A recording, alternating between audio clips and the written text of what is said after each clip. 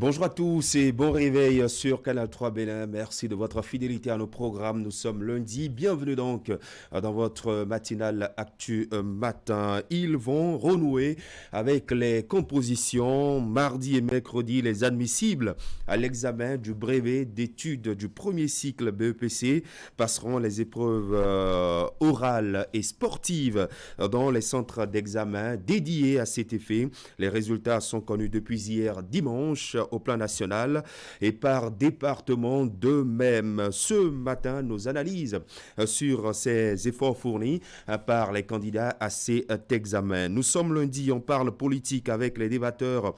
On s'intéresse à l'ambiance après la présidentielle dans les partis politiques. Certains se réorganisent, d'autres sont en train de gérer les humeurs à un peu moins de 2 ans de la prochaine échéance électorale, notamment les législatives de 2023. Suspension, démission, remise à niveau. Les partis politiques sont dans une crise de système apparemment. En tout cas, ce matin, on va s'y pencher avec les débatteurs et en invité plateau. Le premier invité nous vient du Parti Bloc Républicain, cette formation politique qui est au cœur de l'actualité politique. On retrouvera Clotaire Olide juste après le forum de discussion. Il est membre fondateur du Bloc Républicain. C'est notre invité ce matin. On parlera aussi sport avec Hakime Seydou Ousseni qui recevra Vincent Chaudel qui est un coach en marketing sportif. Comme vous le savez, on parlera donc du marketing sportif, les stratégies qui sont développées désormais à Cotonou au profit des sportifs. Restez avec nous. Vous aurez dans la suite et en fin d'édition votre revue de presse avec Assiomo Kanyassiongo qui est en train de lire pour nous la presse nationale. Dans un tout petit instant, ce sera la une des journaux avec Wakabali Para. Attention, attention, la Covid-19 continue de sévir. Pour vous protéger et protéger les autres, vaccinez-vous. Vous êtes âgé de 18 ans ou plus, vous pouvez recevoir les doses de vaccin contre la Covid-19. Alors, faites le geste qui sauve. Rendez-vous au poste de vaccination implanté dans l'information sanitaire de votre arrondissement ou de votre commune ou appelez le 136 pour tout renseignement. Les vaccins contre la Covid-19 sont sûrs, efficaces et gratuits. Pour tout savoir sur l'épidémie du coronavirus au Bénin, rendez-vous sur le site web www.gouv.bj/coronavirus. Ceci est un message du gouvernement de la République du Bénin.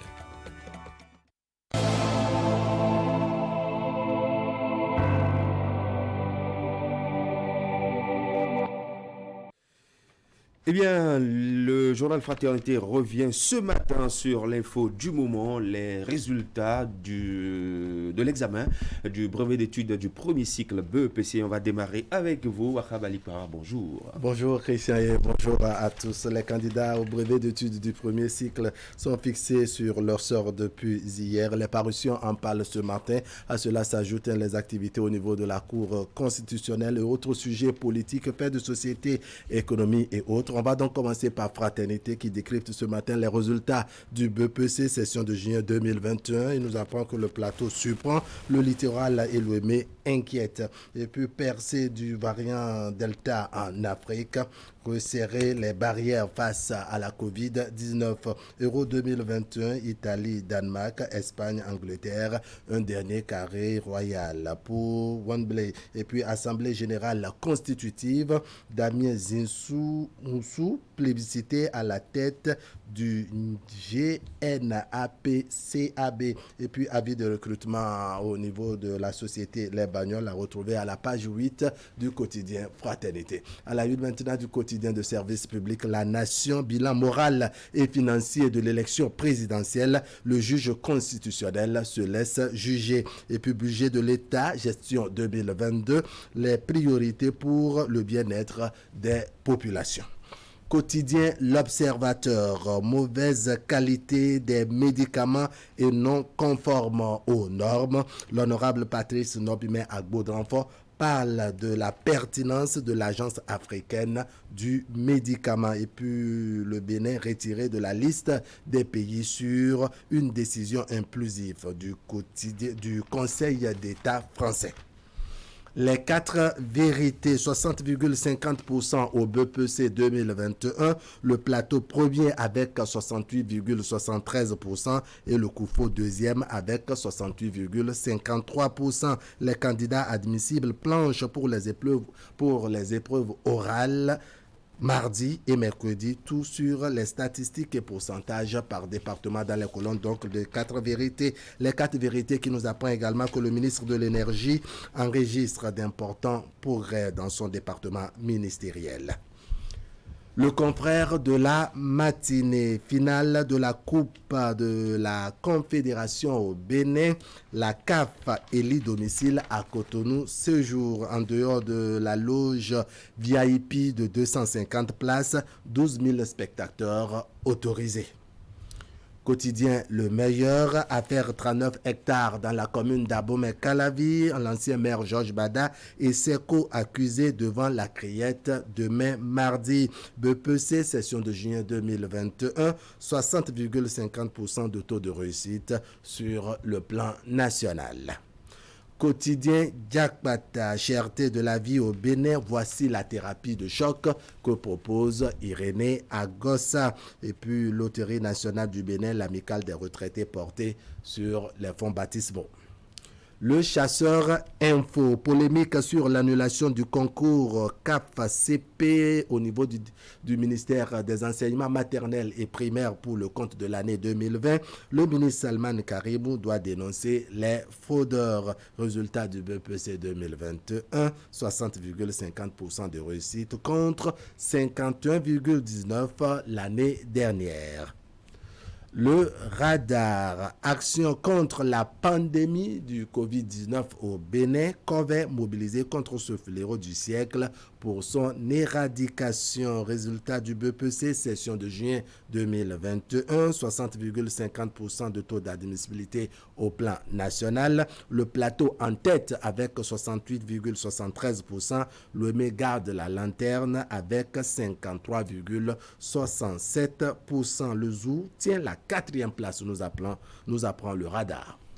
Bénin intelligent, BPC 2021, 60,50% de réussite, l'oral et le sport prévu pour demain mardi. Et puis MPL, un nouveau président, de nouvelles orientations. Le journal qui fait donc allusion à cette activité politique du MPL menée samedi dernier. Ce reportage donc vous reviendra en son et en image tout à l'heure dans le bulletin matinal de Ingrid Day. Palabre au quotidien. BPC, session de juin 2021, 60,50% de réussite au plan national. Sous le haut parrainage de Zounon et de Tokun, le tournoi amateur de football de Covey démarre sous de bons auspices. Palmarès, quotidien Palmarès, compétition dans l'offre des services de communication au Bénin, la SBIN, pour départager MTN et Move. Deuxième assemblée générale de l'amicale des retraités de la Loterie nationale, sorti le creuset de la léthargie pour accompagner la Loterie nationale du Bénin dans sa vision de développement. Le potentiel trafic international de 145 kg de cocaïne, Séraphin Yeto, embargo sur la libération du présumé trafiquant. Le transitaire en fuite, aucune clémence pour les 10 co-accusés. Le FBI qui s'invite dans le dossier avec l'arrivée de 3 Américains au Bénin, nous apprend le potentiel. Et puis hausse des prix des denrées alimentaires, aucune nouvelle taxe créée selon Wilfried Léandre Hungeji. Le journal de notre époque, après la présidentielle du 11 avril, la Cour constitutionnelle fait son bilan. Le matinal, prochaine élection législative, ça bouge dans les partis politiques. 2023, c'est maintenant. MPL, UDBN, RLC entament leur mue et puis l'UP et le Bloc républicain se projettent déjà. Info Matin, pour finir, Christian Dantejan, recherche de ressources outre fiscalité. Alexis Marcos Mahinou propose une thérapie de choc. Et puis changement de présidence à l'UDBN, Sylvie Deschacus, entre équité, pragmatisme et compétence. Voilà, Christian, tout rapide, des parutions ce matin avec Fraternité qui décrypte les résultats du BPC, session de juin 2021. Il nous apprend donc que le plateau a surpris cette année. Le littoral et l'Ouémé, par contre, inquiète. Et voilà, le plateau qui a surpris avec les pourcentages publiés dans la presse ce matin. Le plateau qui vient donc au terme de cet examen, un premier avec un total de 68,73%. Et nous avons le tout dernier département, le département de l'Ouémé, classé 12e avec un score de 53,67% d'admissible. On va en parler tout à l'heure au forum de discussion et dans l'actualité nationale ce matin en page 4 du quotidien Fraternité, eh bien Fulbert Adjime Rossou nous parle de ce carnet noir. Il s'agit donc de la directrice de cabinet du ministre José Didier Tonato, fauchée par la mort, Jeanne Akacha Akoha, qui n'est plus la directrice de cabinet du ministre du cadre de vie et du développement durable, est décédée dans une collision entre deux véhicules. C'était à la hauteur du pont d'Agbado. Selon les premières informations recueillies, il s'agit d'une Toyota Foruna qui a quitté Natitengo en direction de Cotonou et un véhicule Mitsubishi qui a quitté Cotonou en direction de Banté.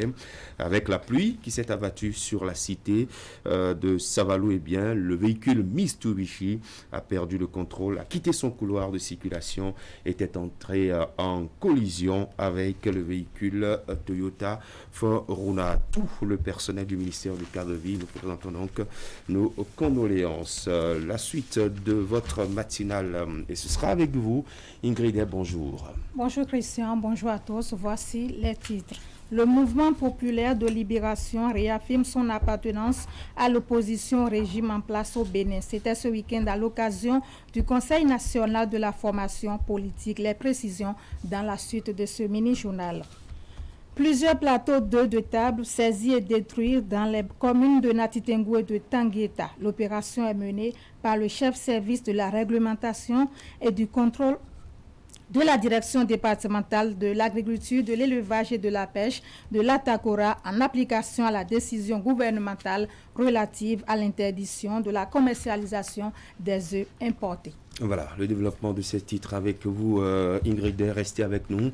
La pause pub, je vous reviens juste après.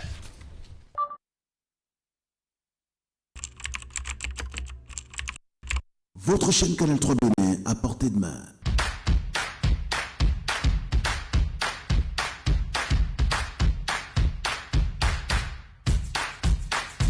Découvrez désormais, depuis votre smartphone ou tablette, toute l'actualité nationale et internationale, vos émissions préférées de la chaîne Canal 3 en live 24/24, où que vous soyez, à travers son application disponible en téléchargement libre sur Play Store. Canal 3 et sur le www.canal3television.com, vous êtes les bienvenus. Canal 3, la passion de l'image.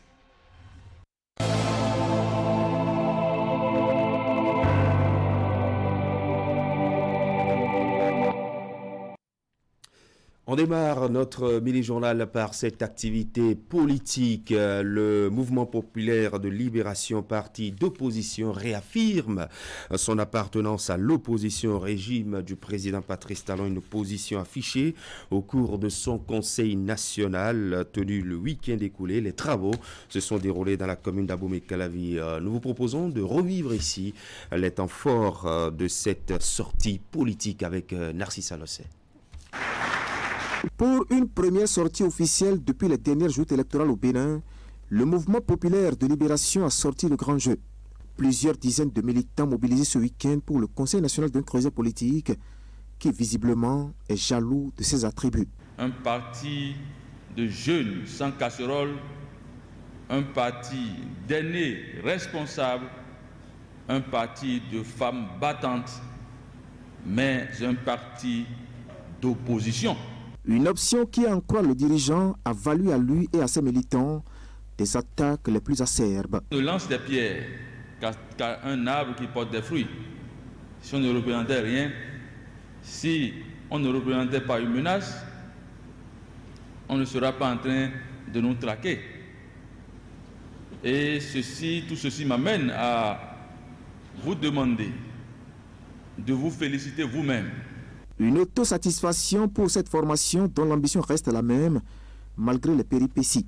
Le renouvellement du personnel politique au Bénin. J'ai l'habitude de dire que cette génération qui a vu le jour au lendemain de nos indépendances, c'est-à-dire dans les années 1960, a fait ses preuves à la tête de notre pays et s'est vu envoyé à la retraite en 1990, soit 30 années plus tard.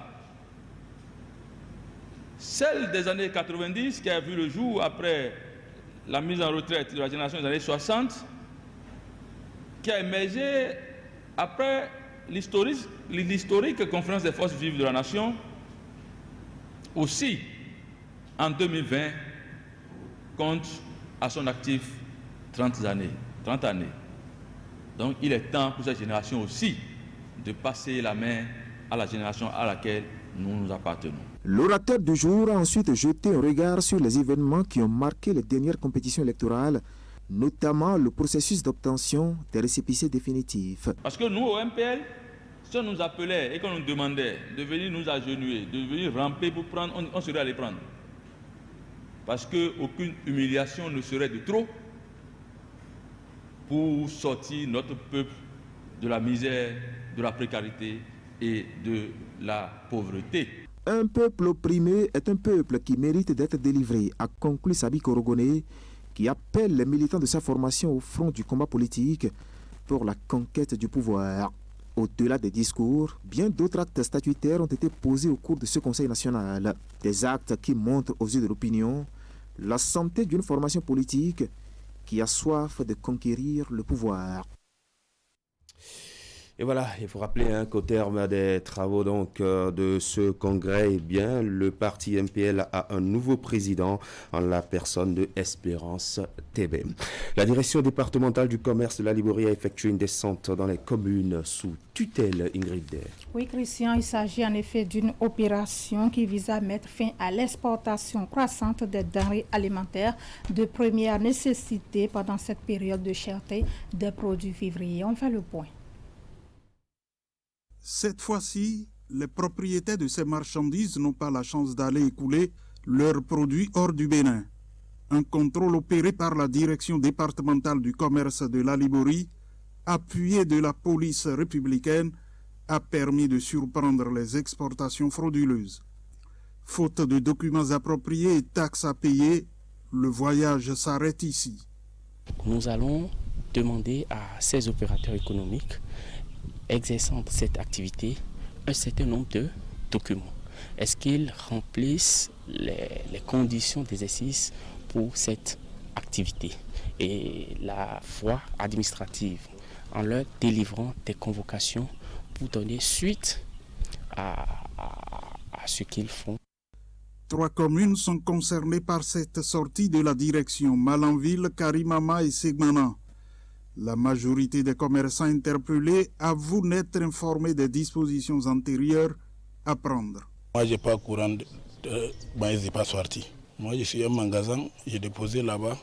Quelqu'un là, j'ai sorti à Niger, j'ai arrivé, j'ai acheté 10 sacs, 20 sacs, 15 sacs. Moi, je suis des camions, Dogombar là, moi, je charge. Cette décision, c'est d'éviter les sorties incontrôlées, les sorties frauduleuses. Ce n'est pas une interdiction. Il faut que l'opérateur économique qui il exerce dans des produits agricoles et il faut que ce dernier puisse disposer de sa carte de négociant de produits agricoles. Il faut que ce dernier s'acquitte de diverses quittances, notamment la TDL, la taxe de développement local et d'autres quittances. Il faut qu'il ait des reçus d'achat. Depuis quelques moments, les produits ont connu une flambée de prix au plan national, ce qui entraîne non seulement la rareté de ces produits, mais aussi la peine des populations à s'en procurer facilement. Les autorités veillent au grain pour freiner les sorties incontrôlées. J'ai le devoir donc de prendre les dispositions pour faire exécuter donc cette décision du Conseil des ministres en demandant d'abord à chaque commissaire d'être vigilant, parce que ici la complexité c'est que nous avons donc un cours d'eau qui est le fleuve Niger, et que donc si les voies naturelles sont évitées par ces transporteurs-là, il n'est pas exclu qu'à travers donc des embarcations de fortune qu'ils arrivent à faire, disons, traverser donc ces vivriers-là. Parce qu'il faut le dire que c'est une mesure salutaire du gouvernement.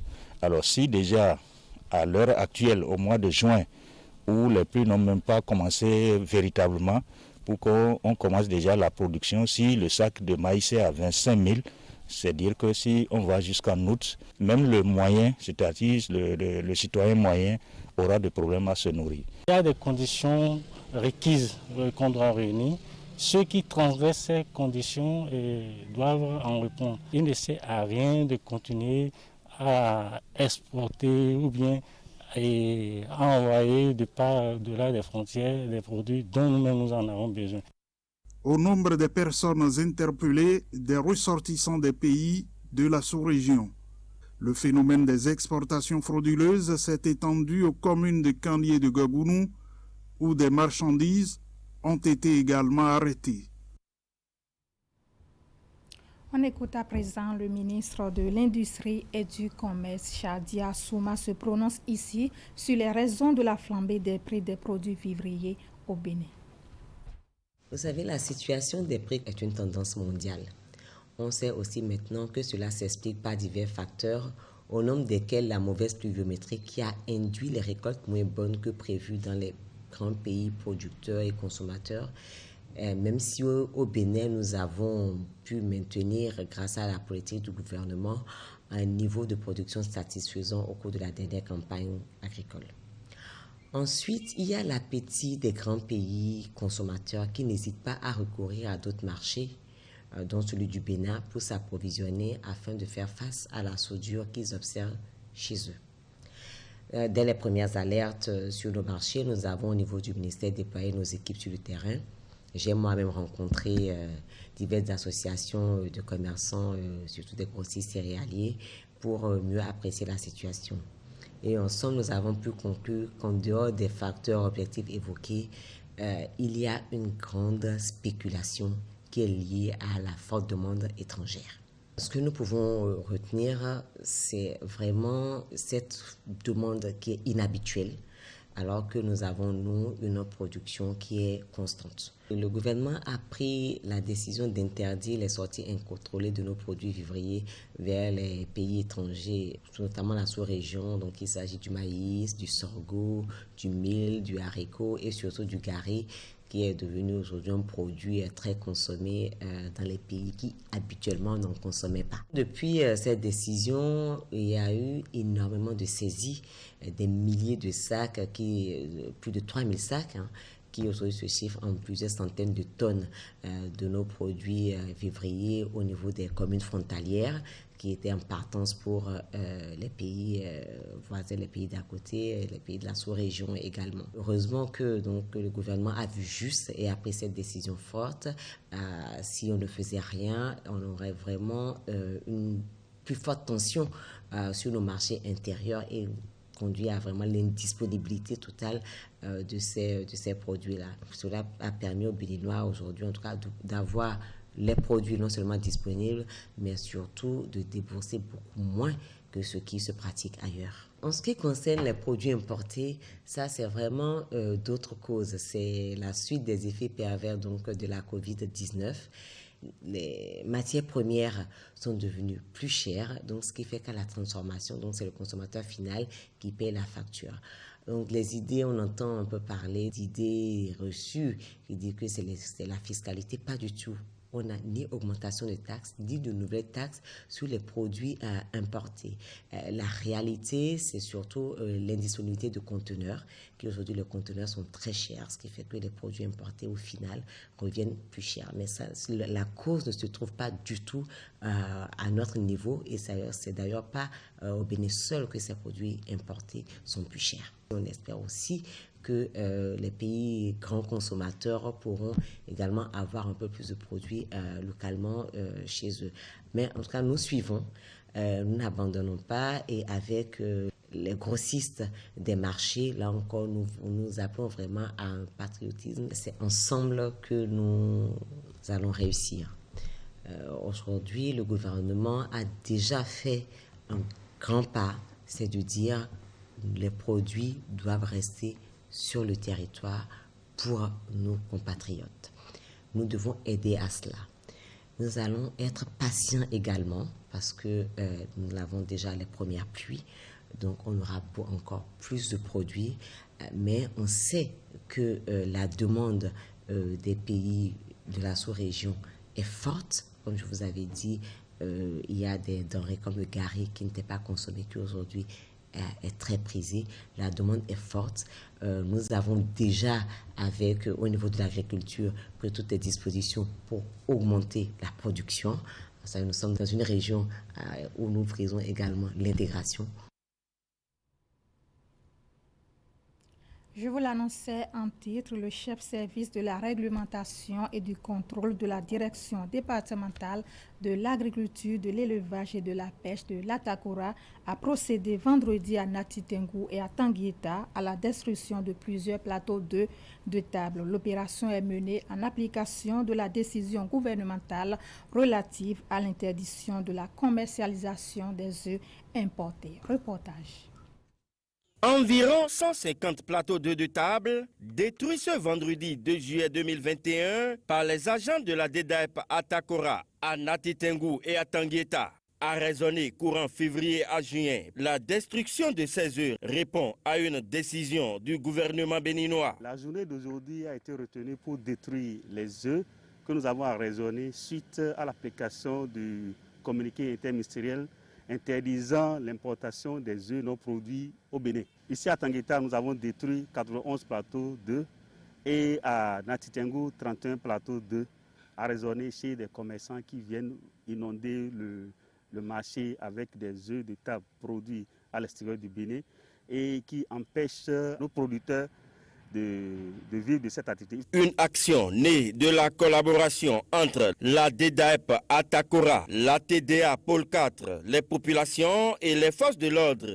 La TDA, à travers les cellules communales, joue le rôle de promotion des filières et c'est lors de nos interventions sur le terrain, dans les unités de production et d'œufs de table que nous avons été informés des difficultés que rencontrent les promoteurs de ces unités de production d'œufs de table. Je vous le dis, c'est le fruit de nos collaborations ATDA, DDAEP sur le terrain. Voilà ce que nous avons aujourd'hui. Ces actions que nous menons permettent à ce que l'activité soit viable et que ça profite à nos producteurs des œufs de table. Nous, en tant qu'agents de la direction départementale de l'agriculture et de la pêche, nous sommes là pour mettre en œuvre la réglementation. Lorsque quelqu'un ne va pas respecter les textes et lois qui sont prévus, ils seront soumis à la rigueur de la loi. Une satisfaction pour les agriculteurs qui voyaient leurs produits délaissés au profit de ceux importés. La concurrence déloyale que les gens nous livrent fait que nous avons d'énormes problèmes. Un agriculteur qui s'arrange pour produire des œufs de qualité, que d'autres personnes aillent en chercher ailleurs et qu'ils viennent les bazarder ici à un prix, au prix qu'ils veulent, parce qu'ils ne savent pas la douleur qu'on a à les produire. On a une très grande joie de voir ce qui se passe derrière moi. Occasion pour le directeur départemental de l'agriculture, de l'élevage et de la pêche de la Takora d'exhorter les populations à profiter de la dynamique du gouvernement qui promeut les produits locaux. Pour ceux qui font le commerce des œufs, l'appel que je voudrais faire à leur endroit, c'est vraiment de s'approvisionner à partir des unités de production du Bénin. Et en un an, c'est là, et c'est aussi compétitif. Et comme ça, il doit se mener donc des preuves du lieu d'approvisionnement que nous vérifions. Et voilà, il ne faut pas faire de la tricherie. Si quelqu'un fait de la tricherie, il sera traité comme tel. Les agents de la DDAEP à Takora sont au quotidien sur le terrain afin de faire appliquer les décisions du gouvernement quant à l'importation des œufs de table sur le territoire béninois. On parle d'éducation maintenant. Ils sont au total 87 052 candidats admis au brevet d'études du premier cycle session de juin 2021. On retient donc au plan national un total de 60,50% d'admis. Voici les statistiques données ce dimanche par le directeur des examens et concours. Au terme du déroulement de la phase écrite de l'examen du BPC session de juin 2021, les statistiques d'admissibilité se présentent comme suit. Au rang premier, département du Plateau, avec 68,73% de réussite. Au rang deuxième, département du Koufo, 68,53%. Au rang troisième, département du Mono, 65,17%. Au rang quatrième, département du Zou, 64,15%. Au rang cinquième, département du Borgou, 64,03%.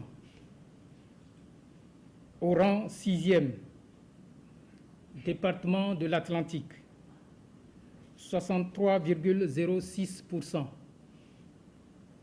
Au rang septième, département de l'Atakura, 60,96%. Au rang huitième, département du Littoral, 60,49%. Au rang 9e, département de l'Alibori, 57,56%. Au rang 10e, département de la Donga, 54,31%. Au rang 11e, département des Collines, 53,99%. Au rang 12e, département de l'Ouémé, 53,67%. Au total, au plan national, 87 052 candidats sont déclarés admissibles, soit un pourcentage de 60,50% de taux de réussite au plan national. Il convient de retenir que, à partir de demain, lundi 5 juillet 2021, à 15h, sur toute l'étendue du territoire, les listes d'admissibilité seront effectivement affichées. Toutes les dispositions sont prises pour que le mardi 6 juillet 2021, à partir de 7h, les candidats de la série MC soient dans les centres d'évaluation pour passer les épreuves orales et sportives. Les candidats de la série ML sont invités à rester à la maison en cette journée du mardi 6 juillet pour que exclusivement ce soit l'effectif des candidats admissibles de la série MC qui aille dans les centres en vue de nous aider à éviter tout contexte de propagation du coronavirus.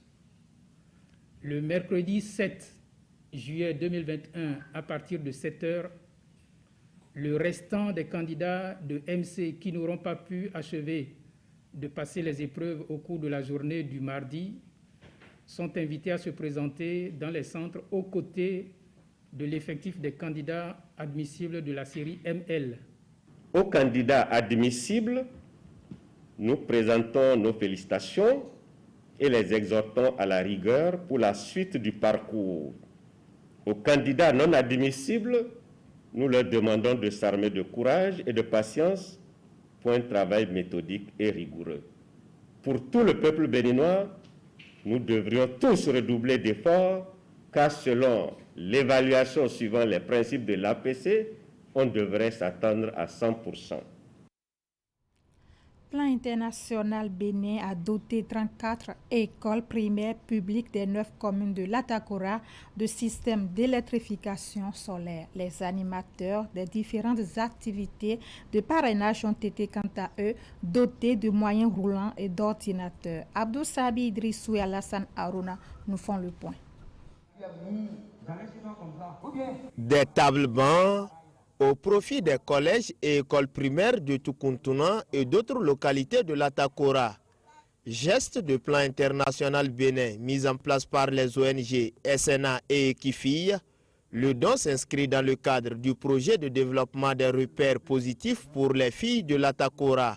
Son objectif, garantir une éducation inclusive de qualité. Aujourd'hui, c'est un grand plaisir pour moi d'être à Tukuntuna justement pour remettre ces équipements qui permettront de meubler des modules de classe.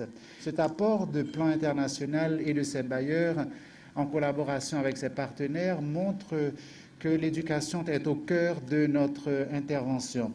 Au total, 905 tables-bancs sont mises à la disposition des écoles et collèges du département pour combler leurs déficits en meubles. Et c'est à juste titre que le représentant du préfet de l'Atakora va saluer la démarche de plan international Bénin.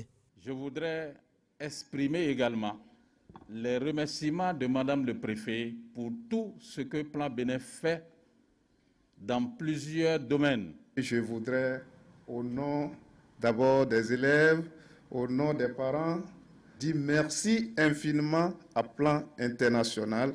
Déjà la veille, Plan International Bénin était à Orukayo dans la commune de Kouandé. Ici, c'est le système d'électrification solaire installé dans 34 écoles primaires publiques de l'Atakora qui sera mis en service, après quoi 272 lampes portatives seront remises aux écoliers. L'initiative s'inscrit dans le cadre du projet Agir Bénin, un projet conjointement financé par la coopération suisse au Bénin, Plan international et Aide et Action, et mis en œuvre par Dedras ONG. Les kits permettent désormais l'utilisation complète du temps scolaire dans les écoles, l'organisation des séances de renforcement hors classe des élèves en difficulté d'apprentissage, la mise en place d'un système de tutorat par lequel les élèves et les filles les plus performantes renforcent et accompagnent de façon individuelle celles qui ont des difficultés d'apprentissage à l'aide de l'éclairage dans les salles et les lampes portatives qu'elles emmènent chez eux pour étudier. Cela permet aussi l'informatisation des données pour les écoles et leur fiabilité ainsi que leur sécurité. Outre l'éclairage des classes, Plan international Bénin, en partenariat avec l'ONG Sud-Nord Action, a également inauguré un bloc de 4 latrines au profit des élèves du CEG Orukayo. Dans la matinée, ce sont des jeunes écoliers de l'école maternelle de Pouya, dans la commune de Natitengu, qui ont bénéficié de petites chaises et de matériel ludique. À Natitengu, ce sont des motos et ordinateurs desktop qui sont remis aux animateurs et animatrices des activités de parrainage dans les 9 communes de l'Atakora.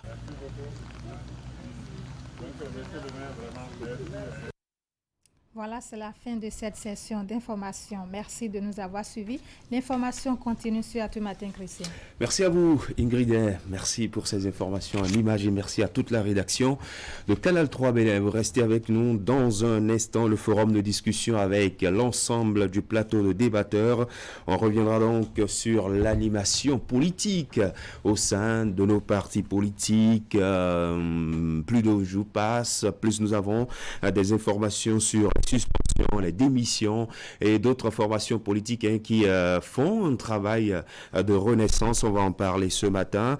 Et puis, on dira également dans nos discussions, on dira un mot sur cette décision de l'OFPRA. Il s'agit bien sûr de l'Office français de protection des réfugiés et apatrides qui retire notre pays, le Bénin, de la liste des pays sûrs. On va en parler avec les débatteurs. Et puis, nous analysons également des résultats des examens de fin d'année, notamment le brevet d'études du premier cycle qui a livré son verdict, 60,50% d'admissibles à cet examen. Quelle analyse faire donc de ce pourcentage de réussite département par département? On va en parler avec les débatteurs. N'oubliez pas le rendez-vous de l'invité politique du lundi, Clotaire Olide, il est membre du bloc républicain.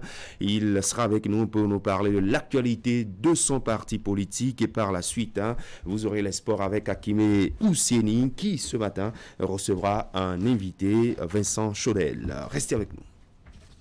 Un garde qui dort jamais chez nous, vous dira-t-on. Mais ça arrive dans n'importe quelle structure de sécurité et sur n'importe quel continent. Quelle que soit la qualité de la formation ou du recrutement, l'humain présente parfois des défaillances. C'est pour pallier à cela que Benin Tracking Security, entreprise visionnaire, a inventé un nouveau concept de sécurité qui allie l'électronique à l'humain avec des outils comme le rondier qui maintient l'agent en état constant de veille et de vigilance, notre salle de contrôle unique au Bénin, le bouton panique, moyen d'alerte efficace en cas de menace et notre anti-intrusion avec lequel vos locaux deviennent des forteresses infranchissables. BTS réinvente la sécurité au Bénin. Essayez-nous, vous nous adopterez pour toujours. Benin Tracking Security, le pionnier de la sécurité moderne au Bénin. Infoline 00229 21 31 68 72 67 15 80 41.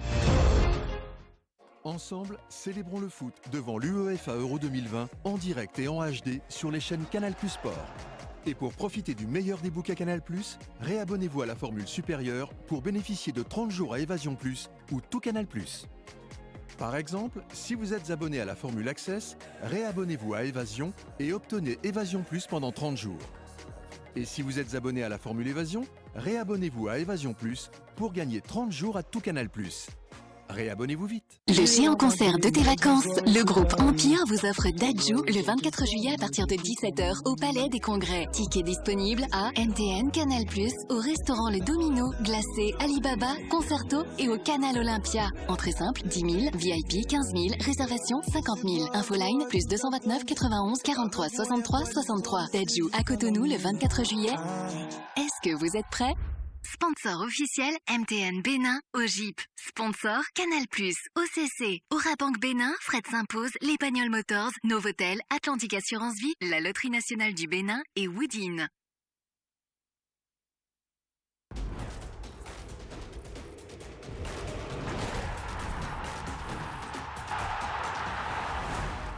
Vivez en direct et en exclusivité sur votre chaîne de télévision Canal 3 Bénin la retransmission de tous les matchs de l'UEFA Euro 2020. Plateau, commentaires, analyses, magazines et résumés des matchs. Grâce à Canal 3, passez des moments exceptionnels de football avec l'UEFA Euro 2020.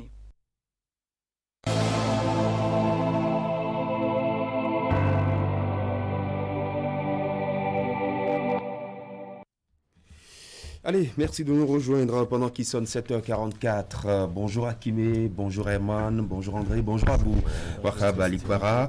Eh bien, 3 sujets à aborder ce matin. On va commencer par le tout premier. Nous sommes lundi et on va parler politique en plateau. L'actualité ces dernières semaines se résume en des suspensions, en des démissions. Et nous avons vu également une certaine nouvelle organisation au sein de certaines formations politiques, pas plus tard que le samedi dernier, voilà, du côté d'Abomey Calavi, le parti Mouvement Populaire de Libération, qui était en conseil national avec un renouvellement des membres du bureau. C'est dynamique de ce côté. Il y a quelques semaines, c'était au niveau du parti Union démocratique pour un Bénin nouveau.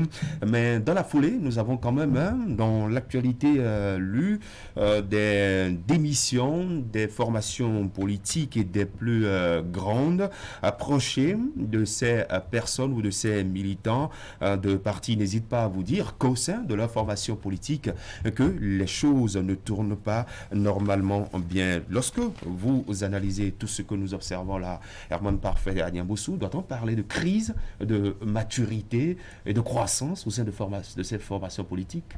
Crise de maturité, crise de croissance, ça dépend de l'angle de vue de ces différentes situations qui interviennent au sein des partis politiques, parce que Vous avez tout à l'heure introduisant le débat, vous avez fait cas de ce que dans certaines forces politiques, il y en a quand même qui essaient de tenir bon. Vous avez cité le cas de l'UDBN, le cas également du MPL, même si le MPL n'a pas pris part à la dernière élection présidentielle, ça reste quand même un parti politique qui est reconnu par l'État. Je pense qu'au sein du Mouel Bénin, par exemple, depuis quelques semaines, on assiste à une suspension ou à des suspensions, à des démissions également. Idem pour le Parti Bloc républicain, au sein duquel on assiste à des suspensions et également à des démissions. Je pense que pour le cas de l'Union progressiste jusqu'à présent, le seul cas qu'on a eu avant la présidentielle où un membre a démissionné, on l'a pratiquement supplié de rester pour faire le job. Je pense qu'au sein de l'Union progressiste, il y a quand même une certaine accalmie, une certaine stabilité qui s'observe. Je pense que parler de crise de maturité, crise d'idéologie, c'est pas faux, parce que n'oubliez quand même pas d'où est-ce que le Bénin est parti. Le Bénin est parti d'un système où chacun pouvait avoir son parti politique dans son sac et monnayer ça comme il le veut. Depuis que le système partisan a été revu et que les partis politiques émiettés ont été contraints de se retrouver en grand groupe de formation politique. Je pense que ça suit son cours. Toujours est-il que c'est les leaders qui doivent savoir comment tenir la troupe pour que on ne puisse pas assister à un émiettement ou à un effritement de ces partis politiques-là. Alors, nous sortons d'une élection présidentielle qui n'est pas une élection communale ni municipale, encore moins une élection législative. La prochaine élection, c'est en 2023. Nous avons encore le temps. En tout cas, pour les analystes, on a le temps. Pour les politiques, peut-être que le temps ne leur est pas favorable au sein de la formation politique dans laquelle ils se retrouvent. Allons voir de plus près, André Dossa, le fonctionnement des partis politiques, la nouvelle manière de diriger qui peut-être ne plaît pas aux yeux de certains militants. Vous savez que après, excusez-moi, à chaque élection, dans notre pays, il y a forcément un renouvellement, une recomposition de la classe politique. On a pu l'observer après les législatives, malgré les circonstances dans lesquelles ces élections se sont déroulées en 2019. Il y a eu quand même des mouvements entre les deux partis politiques, notamment le Bloc républicain et l'Union progressiste. Le constat a été moins remarquable après les élections municipales, mais il y a quand même eu aussi des mouvements à ce niveau-là. Aujourd'hui, après la présidentielle, force est de constater qu'il y a vraiment du mouvement, il y a une vague de démissions dans plusieurs partis politiques. Il y a aussi des changements notables à la tête des partis politiques. Il faut quand même remarquer que les formations politiques actuelles demeurent encore de très jeunes institutions dont les processus de création se poursuivent. Même si on constate qu'il y a des changements de président, des changements de tête, n'est-ce pas, de visage à la tête de ces partis, les processus de création se poursuivent. Les partis n'ont pas encore atteint la stabilité qui leur permettrait, par exemple, de résister à certaines situations, à certains mouvements d'humeur en leur sein. Vous voyez, on a pu constater par exemple qu'au niveau du MOEL, c'est autour des questions donc, de nomination, de proposition à nomination, qu'il semble que les démissions s'opèrent. En tout cas, il y a un certain nombre de frustrations que les militants les suspensions, les décisions ont exprimées. Il y a peut-être des positions du président ou du premier responsable qui n'auraient pas plu à d'autres. Je le dis en tenant compte par exemple de la lettre publiée récemment par le dernier membre du parti qui est parti voilà exactement. Donc ici au niveau du MPL, la différence c'est qu'il y a une petite surprise. On n'en avait pas attendu cette issue de leur dernière assise. Korogoné est le numéro 1 du parti, mais on n'a pas vu venir ce changement-là, c'est-à-dire l'élection de Espérance Tébé en lieu place donc qu'est-ce qui a bien pu expliquer, qu'est-ce qui peut expliquer ce changement à la tête du MPL. C'est une grosse question, peut-être qu'avec le temps, quand on les recevra, on en saura davantage. Mais il y a eu changement. Le changement devra également s'opérer à la tête des autres formations politiques les plus importantes, notamment le Bloc républicain et l'Union progressiste, quand ils iront en congrès. Justement, c'est à ce niveau que nous attendons de voir, en tout cas au sein du Bloc républicain ou encore de l'Union progressiste, ce qui pourrait arriver par la suite. Oui, Wahab Ali Para, votre première analyse au regard de ce que nous observons aujourd'hui. Non, je dirais tout simplement que je ne suis pas surpris. Encore que la surprise est en cours, la surprise va venir bientôt. Ce à quoi nous avons assisté le 11 avril, c'était une élection présidentielle.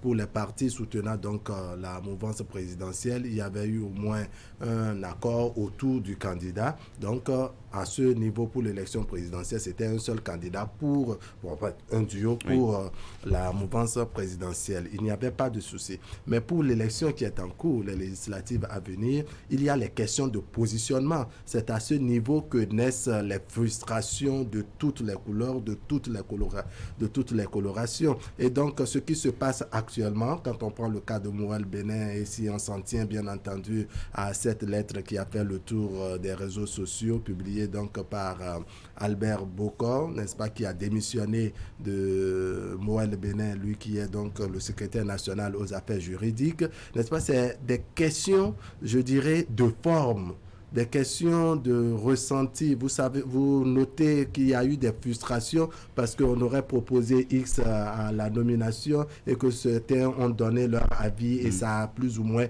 mal tourné. Ça, c'est le commentaire qu'on fait donc de la note de la lettre de démission de Albert Bokor. Ça, c'est normal. Ce sont des choses qui arrivent. C'est pas toujours évident, c'est pas toujours gagné d'avance qu'on propose quelqu'un à une nomination et que ça fasse l'unanimité au sein des partis politiques. Mais toujours est-il que de suspension de certains, de Béo Aguiya par exemple et de Edmond Aïndé, on en est arrivé à la démission d'un autre qui prend le volet juridique parce qu'il est secrétaire national aux affaires juridiques et prend le volet juridique et estime que les tests n'ont pas été respectés en ce qui concerne la décision du président du parti de suspendre Béo Aguiya et Aïndé parce que le conseil qui s'est assis n'avait pas décidé. N'avait pas statué. Vous voyez, donc il y a tous ces détails. Donc la surprise, ma foi, viendra encore quand on s'approchera de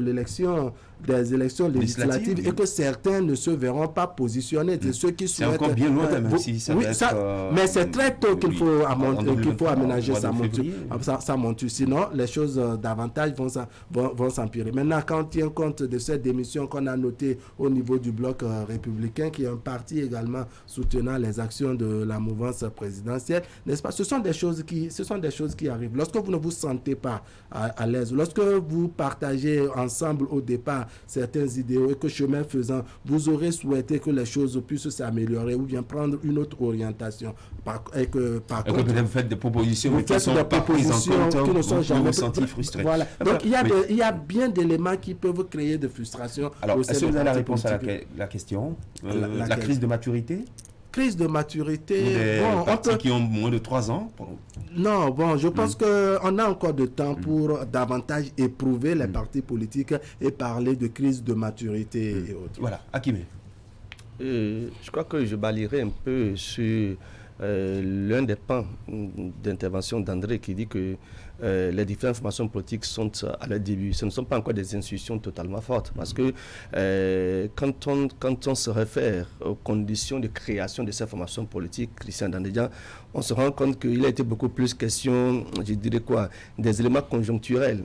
Ce n'était pas beaucoup plus par conviction que, eh bien, il y a eu ces mouvements. Tout est venu de tout part. Parce que véritablement, il fallait forcément se retrouver dans une dynamique de création de grands ensembles politiques. Et donc, les pères fondateurs de leur formation qui avaient la possibilité, je dirais, d'avoir une certaine mainmise sur les militants et sympathisants se sont retrouvés à être avec d'autres pères fondateurs. Donc, du coup, on s'est mis ensemble parce que, le chef a voulu qu'on puisse fondre, fusionner en parti politique. Donc, c'est une évidence que, au fur et à mesure qu'on évolue, que ceux qui ne se sentiraient plus beaucoup plus à l'aise au niveau de ces formations politiques, soit ils démissionnent, soit ils ont des comportements qui se retrouveraient aux antipodes et des règles dictées au niveau de ces différentes formations politiques. Donc, je constate bien malheureusement que, quand ce n'est pas une démission, c'est que c'est une suspension. Et les raisons qui sont à la base parfois de ces suspensions, quand vous les analysez, vous vous rendez compte que, ça n'était quand même pas possible que des personnes soient accusées des fautes qu'on leur impute. Et donc, ça veut dire que soit elles ne se retrouvent pas dans dans l'animation de la formation politique, donc choisissent de poser des actes qui peuvent participer à leur suspension ou ils démissionnent clairement. Donc, je me dis qu'au fur et à mesure qu'on évoluera, certains vont se libérer d'eux-mêmes de leur appartenance à certaines formations politiques et se retrouveraient peut-être à prendre par devant eux la possibilité de création aussi de leur formation. Parce qu'au départ, on n'était pas sûr d'avoir, après la mise en œuvre de la réforme du système partisan, plus de 2 ou 3 formations politiques, mais aujourd'hui, on est déjà à 4, 5, 6, 7. Donc, du coup, quand on remplit les conditions, on peut créer sa formation politique, bien évidemment. Donc, j'ai l'impression qu'il va arriver qu'on se retrouve peut-être encore avec 10, 15, 20 formations politiques d'ici 2 ans, 3 ans, 4 ans, 5 ans, au fur et à mesure qu'on ne se retrouverait plus, je dirais, à la ça devient quoi, la réforme? Je ne sais pas. Je ne sais pas, mais j'ai l'impression qu'on est allé un peu à pas de charge, mais là, des militants, sympathisants ne se retrouvent pas dans une certaine idéologie qui devait être prônée et donc dictée par les formations politiques. Donc, du coup, ils ne commencent pas à se retirer. Alors, ils se retirent, ils vont créer leur formation politique ou bien qu'est-ce qui les empêche de créer? Rien ne les empêche. Les conditions de création des formations politiques sont connues. Quand vous les remplacez, vous pouvez créer une formation politique. Et donc, j'ai l'impression qu'il y en a qui se détachent. La preuve, vous avez vu comment est-ce que c'est allé un peu plus vite avec le passage exactement à une formation politique. Ça veut dire que c'est possible qu'on en arrive là. Pourvu que vous respectiez les conditions de création d'une formation politique, eh bien, on ne vous empêche pas de créer. On peut se retrouver encore d'ici, comme je l'ai dit, 5 ans, à plus de 10, 15 formations politiques. Voilà. Donc, je me dis que c'est un peu normal. C'est bien de noter quand même que la réforme du partisan n'a pas tué le multipartisme dans le pays. Nous avons déjà une quinzaine de partis, ce n'est pas sûr qu'il y en ait davantage. Il faut croire peut-être que avec le temps, les acteurs politiques ont fini par maîtriser le processus de création des partis politiques rendu quelque peu compliqué par la nouvelle réforme. Mais il semble que les gens arrivent maintenant à maîtriser, n'est-ce pas, la situation, les différentes conditions qu'il faut remplir pour être donc membre, en tout cas propriétaire, si je peux parler ainsi, d'un parti politique, ce qui explique aujourd'hui le nombre de plus en plus croissant de partis politiques dont nous disposons. Je pense aussi que il faut lire les situations qui prévalent dans ces différents partis politiques en tenant compte de la spécificité de chaque parti politique. Ce qui se passe au Bloc républicain aujourd'hui, je crois qu'il faudra considérer cela comme des répliques d'un séisme qui a récemment secoué le pays. Vous savez, quand il y a un tremblement de terre, il y a forcément des répliques. Et voilà, je crois que il faut apprécier, n'est-ce pas, la situation actuelle dans le Bloc républicain, les dernières démissions, de ce point de vue-là, savoir que c'est la suite logique peut-être de départ d'un important responsable de ce parti politique. L'auteur Olide pourra nous en dire davantage tout à l'heure. Quant à Mouel Bénin, c'est beaucoup plus lié au fait que c'est un jeune parti politique qui n'a pas encore, quoi qu'on dise, eu l'occasion vraiment d'éprouver sa résilience, d'éprouver vraiment la stabilité, la cohésion. Sa cohésion, ne serait-ce qu'à travers une élection ou bien des questions donc de nomination, comme ça a été le cas avec la nomination d'un préfet membre de ce parti. Je ne suis pas en train... Un motif un peu juste, simple. Mais attention, vous savez, il ne suffit pas de se mettre ensemble. Vous avez beau montrer à travers peut-être votre manière de faire que vous êtes différent, que vous croyez, vous avez la conviction, et c'est vraiment la conviction qui motive votre union, mais après, vous savez, on apprécie tout ça à l'aune donc de certain nombre de contingences. La participation à l'élection présidentielle, Mouel Bénin n'a pas encore fait cette expérience. Là, on attend toujours de la voir à l'œuvre et aussi face à des questions de choix des militants pour servir la République à des niveaux donnés. Est-ce que les gens sont vraiment capables de s'accorder, de s'entendre autour des noms, par exemple, à proposer? C'est des éléments qui permettent de jauger, d'apprécier la solidité, la résilience des formations politiques. Et lorsqu'on constate, en ce qui concerne le Mouel Bénin, que bon, c'est un peu aller en vrille. On parle quand même de 2 importants, ça fait maintenant 3 importants responsables de ce parti politique. Et il est difficile de ne pas dire que ce parti politique actuellement est en difficulté. Et chaque parti, en fait, a ses spécificités. Maintenant, les 2 partis qui ont fait l'option de changer leur responsable, l'UDBN, le MPL, oui, nous sommes à moins de 2 ans des législatives. MPL n'a pas encore participé à une consultation électorale, pourquoi son premier responsable s'en va? Est-ce qu'entre-temps, il y a eu problème, etc. Il nous apportera les informations. Ça paraît quand même assez curieux qu'on connaît. Il est encore assez jeune. Pourquoi il n'est pas sécurisé? Je voudrais dire très rapidement que la réforme du système partisan qui a été donc mise en œuvre actuellement et qu'on n'a pas suffisamment éprouvé, n'est-ce pas, reste à parfaire davantage. On est, je dirais, aux premiers exercices, à la première mise en œuvre de la réforme du système partisan qui peut être avec la manière dont c'est corsé. On a déjà participé à 3 élections avec cette réforme. Oui, ça fait partie. Les législatives de 2019, oui, la communale, la présidentielle. C'est preuve. Ça veut dire qu'on a éprouvé cela et aujourd'hui nous sommes là à apprécier que bien que la réforme du système partisan visait entre autres objectifs de réduire considérablement les partis politiques au Bénin, que ce n'est pas encore la fin. La preuve qui met à souligner qu'une fois que vous remplissez les conditions, n'est-ce pas, vous avez la possibilité de créer votre formation politique. Peut-être que les réflexions plus tard, si tant est qu'on veut réduire les partis politiques. Il peut créer, tout le monde peut créer, mais il y a un garde-fou devant. Vous devez participer à un certain ça fait toujours partie des critères, des conditions. Peut-être que quand on va poser entre autres conditions pour dire que si vous êtes dans un parti politique et que vous séjournez dans ce parti, vous démissionnez 3 ans avant votre séjour de ce parti, vous ne pouvez, vous voyez, ça fait partie non, justement, les critères sont synonymes de contraintes. Quand on vous dit avoir 10% et que vous n'avez pas 10%, qu'est-ce que vous faites? Il y a des partis politiques, UDBN et autres qui ont participé aux élections, PRD également, mais qui sont à la maison parce que n'ayant pas rempli les 10%. Maintenant, je pense que l'animation de la vie politique, c'est également cela. C'est-à-dire, vous vous mettez ensemble, mais il y a des situations sur lesquelles, n'est-ce pas, vous avez de difficultés à vous Justement, quand on vient au devant de la scène et qu'on veut se prononcer, on ne dit pas que c'est l'idéologie du parti qui pose problème, mais que ce sont des intérêts liés à chacun, aux individus du parti qui posent problème. La vie politique, c'est aussi ça. Il y a l'idéologie, il y a les intérêts pour tout le parti, il y a des intérêts pour des individus. Parce qu'il faut prendre l'individuel, associer les individuels pour donner tout un ensemble. Et bien entendu, quand par exemple on vient ici et qu'on commence par distribuer, que ça passe soit par ici ou bien de l'autre, on aurait souhaité que peut-être ça passe de l'autre côté, etc. Et vous voyez, donc cette appréciation amène donc les individus au sein d'un parti politique parfois à ne pas s'entendre. Ça amène des fois que peut-être même le président du parti, le patron du parti, puisse se sentir lui-même frustré du comportement des autres membres du parti. Et pourtant, les tests sont clairs. À des moments donnés, ça amène le patron du parti, n'est-ce pas, à faire vomir, je dirais, ses états d'âme plutôt que de respecter de manière stricte les tests. Et c'est là justement que je veux rebondir. Quand on prend par exemple la démission de M. Bokor du Mouel Bénin, lui qui est censé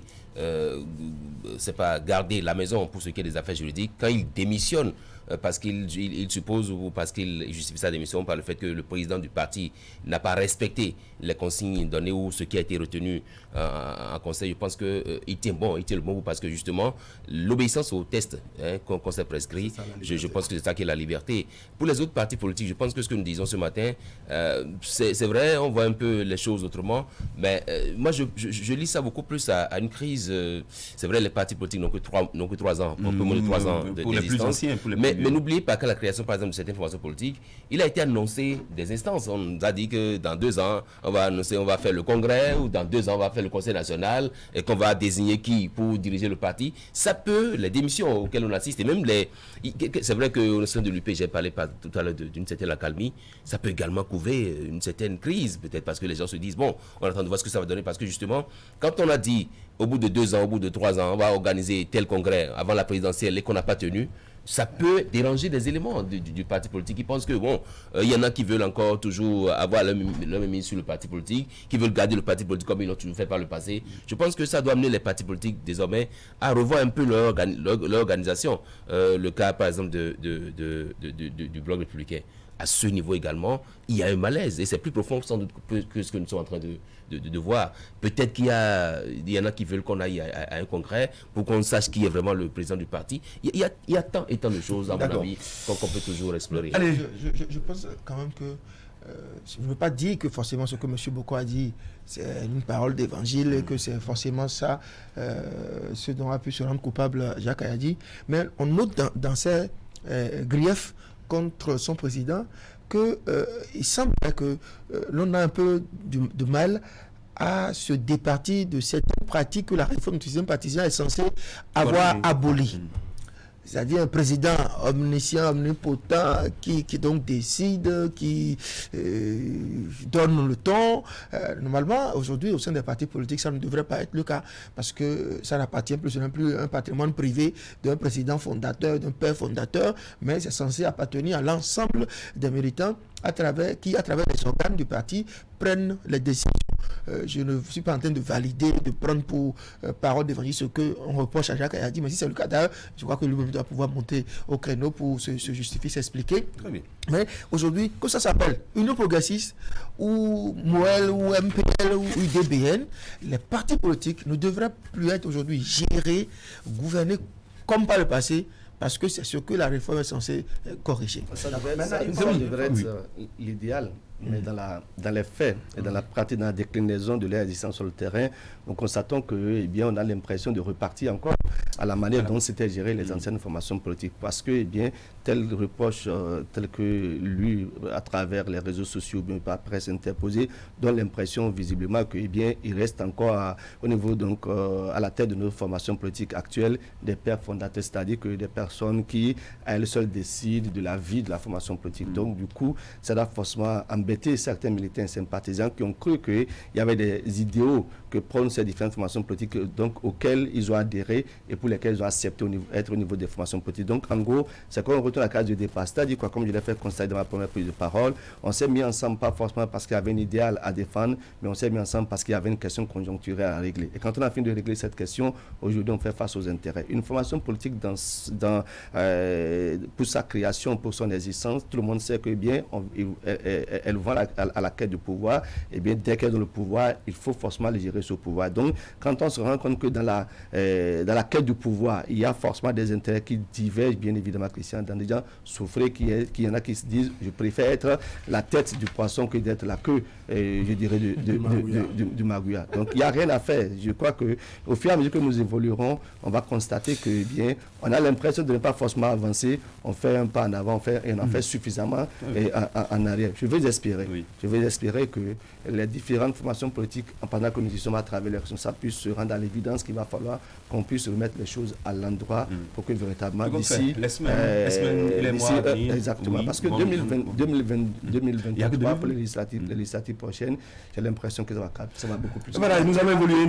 Très rapidement préciser que le cas de Moël Bénin, le cas de Cephise Béo Aguia et de Edmond Ayinde, n'est-ce pas, ce sont des suspensions. Ça veut dire qu'il y a jusqu'à nouvel ordre, il y a donc possibilité qu'en fin de semaine on lève la suspension et qu'ils reviennent et qu'eux-même ils prennent la démission de ne pas repartir et qu'ils démissionnent. Voilà, c'est possible. Il faut tenir compte de tous ces détails. Et maintenant pour Albert Boko qui démissionne, est-ce qu'il y a possibilité qu'il revienne parce que peut-être sa démission n'a pas encore été acceptée et autres, vous voyez, donc il y a toutes ces possibilités dans les partis. Nous allons évoluer, on va parler de cette décision du Conseil d'État, le Conseil d'État français, ils appellent ça la plus haute juridiction de France, l'Office français de protection des réfugiés et apatrides. On se rappelle, et nous avons abordé le sujet au mois de septembre dernier, où notre pays a été suspendu pour 1 an de la liste des pays que l'OFPRA qualifie de pays sûrs. Et puis l'OFPRA donne des raisons, parle de la situation de liberté publique et politique qui ne serait pas stable en République du Bénin. Et avant l'échéance de 1 an, c'est-à-dire au mois de septembre prochain, il y a une nouvelle décision qui tombe et qui vient retirer notre pays de la liste des pays sûrs. En plus du Bénin, il y a le Sénégal et le Ghana. Pour le Sénégal et le Ghana, ce n'est pas la liberté, ce n'est pas la politique, c'est plutôt la lutte contre l'homosexualité, et l'OFPRA est contre. Allez, réaction en plateau, cher monsieur André Dossa. Moi, ça ne m'inspire rien. Ça m'inspire juste une sorte d'indignation. nous sommes en 2021. Je crois qu'on n'est plus dans ce monde-là où un pays tiers peut se lever et pouvoir dire à l'autre comment il faut se comporter, comment ces citoyens doivent marcher, comment ils doivent manger, comment ils doivent se vêtir, comment ainsi de suite. L'OFPRA qui estime que le Bénin doit donc rester sur ce qu'elle appelle la liste des pays n'est-ce pas, qui ne sont pas sûrs, et donc du coup changeant un peu le profil des demandeurs d'asile qui proviendraient donc de ce pays. Ça c'est pour ce qui concerne le Bénin. Et vous allez voir que la période de la prise de cette décision, c'est une période qui a coïncidé avec les élections ici, la présidentielle, et tout ce qu'il y a eu autour, n'est-ce pas. Le Bénin est un pays souverain, me semble-t-il, qui a géré sa situation interne à la lumière donc de son dispositif législatif. On n'a pas à rendre compte à un organe appartenant à un État français. Je crois que c'est mon point de vue.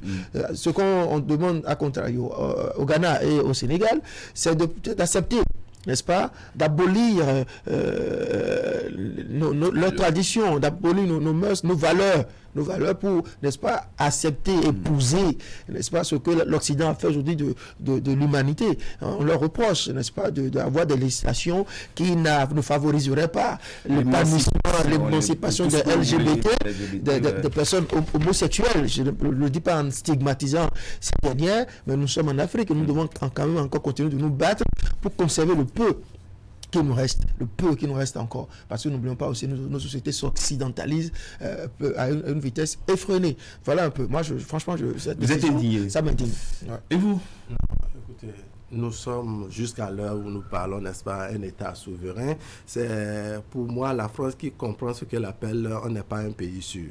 N'est-ce pas? Il y a bien de pays. C'est l'office. Oui, voilà. Il y a bien de pays de la sous-région, des pays étrangers de l'Europe et autres qui font confiance au Bénin et investissent au Bénin à l'heure actuelle. On ne serait pas sûr qu'ils ne vont pas continuer à investir. Les questions de liberté, c'est discutable. C'est discutable. Même en France où nous parlons, les questions de liberté sont discutables. Donc, ma foi, il ne devrait même pas avoir de commentaires. Il ne devrait même pas avoir de réaction, même pas dans le rang du gouvernement. C'est l'appréciation de la France de la situation béninoise. Et on reste là-bas et puis on apprécie ceux qui, n'est-ce pas, apprécient mieux les réalités du Bénin, c'est ceux qui sont au Bénin. Quand on dit que la rupture est due, n'est-ce pas, les vrais patriotes, c'est ceux qui sont dans cette rupture au plan national et vivent cette réalité, qui sauront si la rupture est due ou pas. Il ne s'agit pas de rester à l'extérieur, n'est-ce pas, on suit deux chaînes,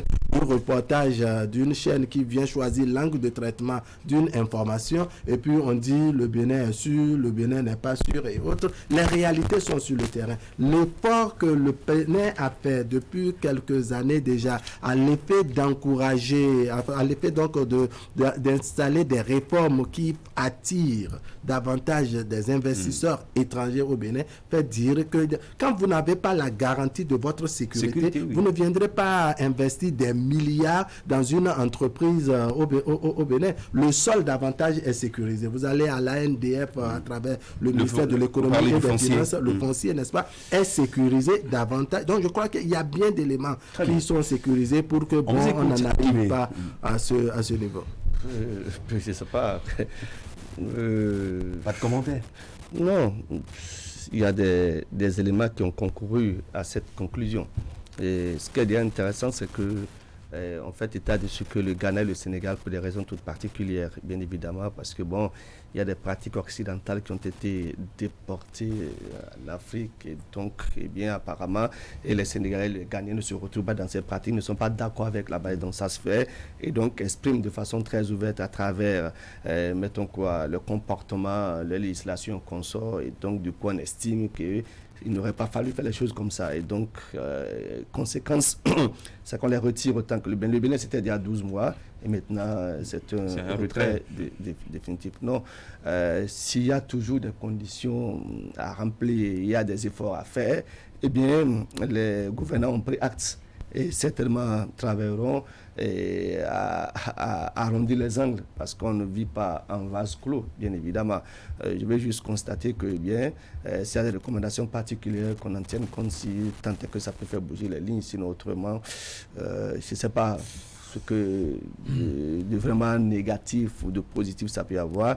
J'estime que oui, on est dans un environnement qu'on partage ensemble et il y a des règles que nous avons acceptées, nous tous, je dirais quoi, nous confondre là-dedans et donc on constate qu'il y a des éléments s'il y a des éléments qui manquent et qu'on relève s'il y a des efforts, prendre ça en considération, s'il y a des efforts qu'on peut faire, qu'on fasse les efforts. Oui, c'est vrai que c'est une suspension de 12 mois, mais on n'a pas attendu même que les 12 mois finissent avant d'aller vers le retrait. Je pense que c'est à ce niveau d'ailleurs que je vais situer moi mon analyse. Pourquoi n'attend-on pas que les 12 mois viennent à terme, expirent avant d'aller vers une suspension, avant de constater que le Bénin n'a fait aucun effort? C'est vrai que quand vous lisez un peu les raisons, on dit élections législatives non inclusives en 2019, communales également non inclusives, on parle de liberté en général, mais je signale quand même que nous parlons ici de l'OFRA qui parle de réfugiés et d'apatrides. Je pense que le Bénin fait de grands efforts pour corriger ce que c'est que l'apatridie dans notre pays. En témoignent les nombreux efforts qui ont été faits pour que les enfants aient des actes de naissance, en témoigne tout ce que...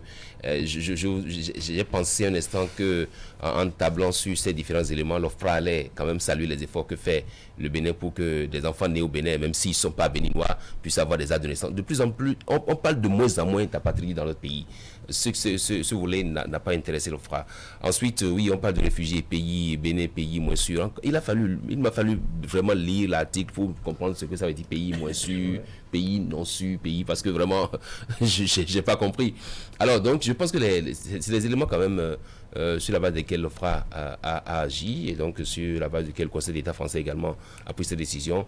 Le Bénin est un État souverain, tout comme l'État ghanéen ou l'État sénégalais qui ont décidé de ne pas accepter l'homosexualité dans notre pays. Je ne sais pas pourquoi est-ce qu'on va m'obliger à manger ce que je ne veux pas alors que je suis l'État souverain. Je n'ai pas compris. Je me pose des questions. D'accord. On va finir avec le sujet. Le Bénin aussi devrait faire en sorte de dire qu'un pays où un enfant peut gifler un aîné ou un peut gifler un président n'est pas sûr. Mais c'est ça pour ça. Mais oui, c'est ça. Il n'y a pas quelqu'un qui édite les règles de morale et de la conduite à tenir par les autres.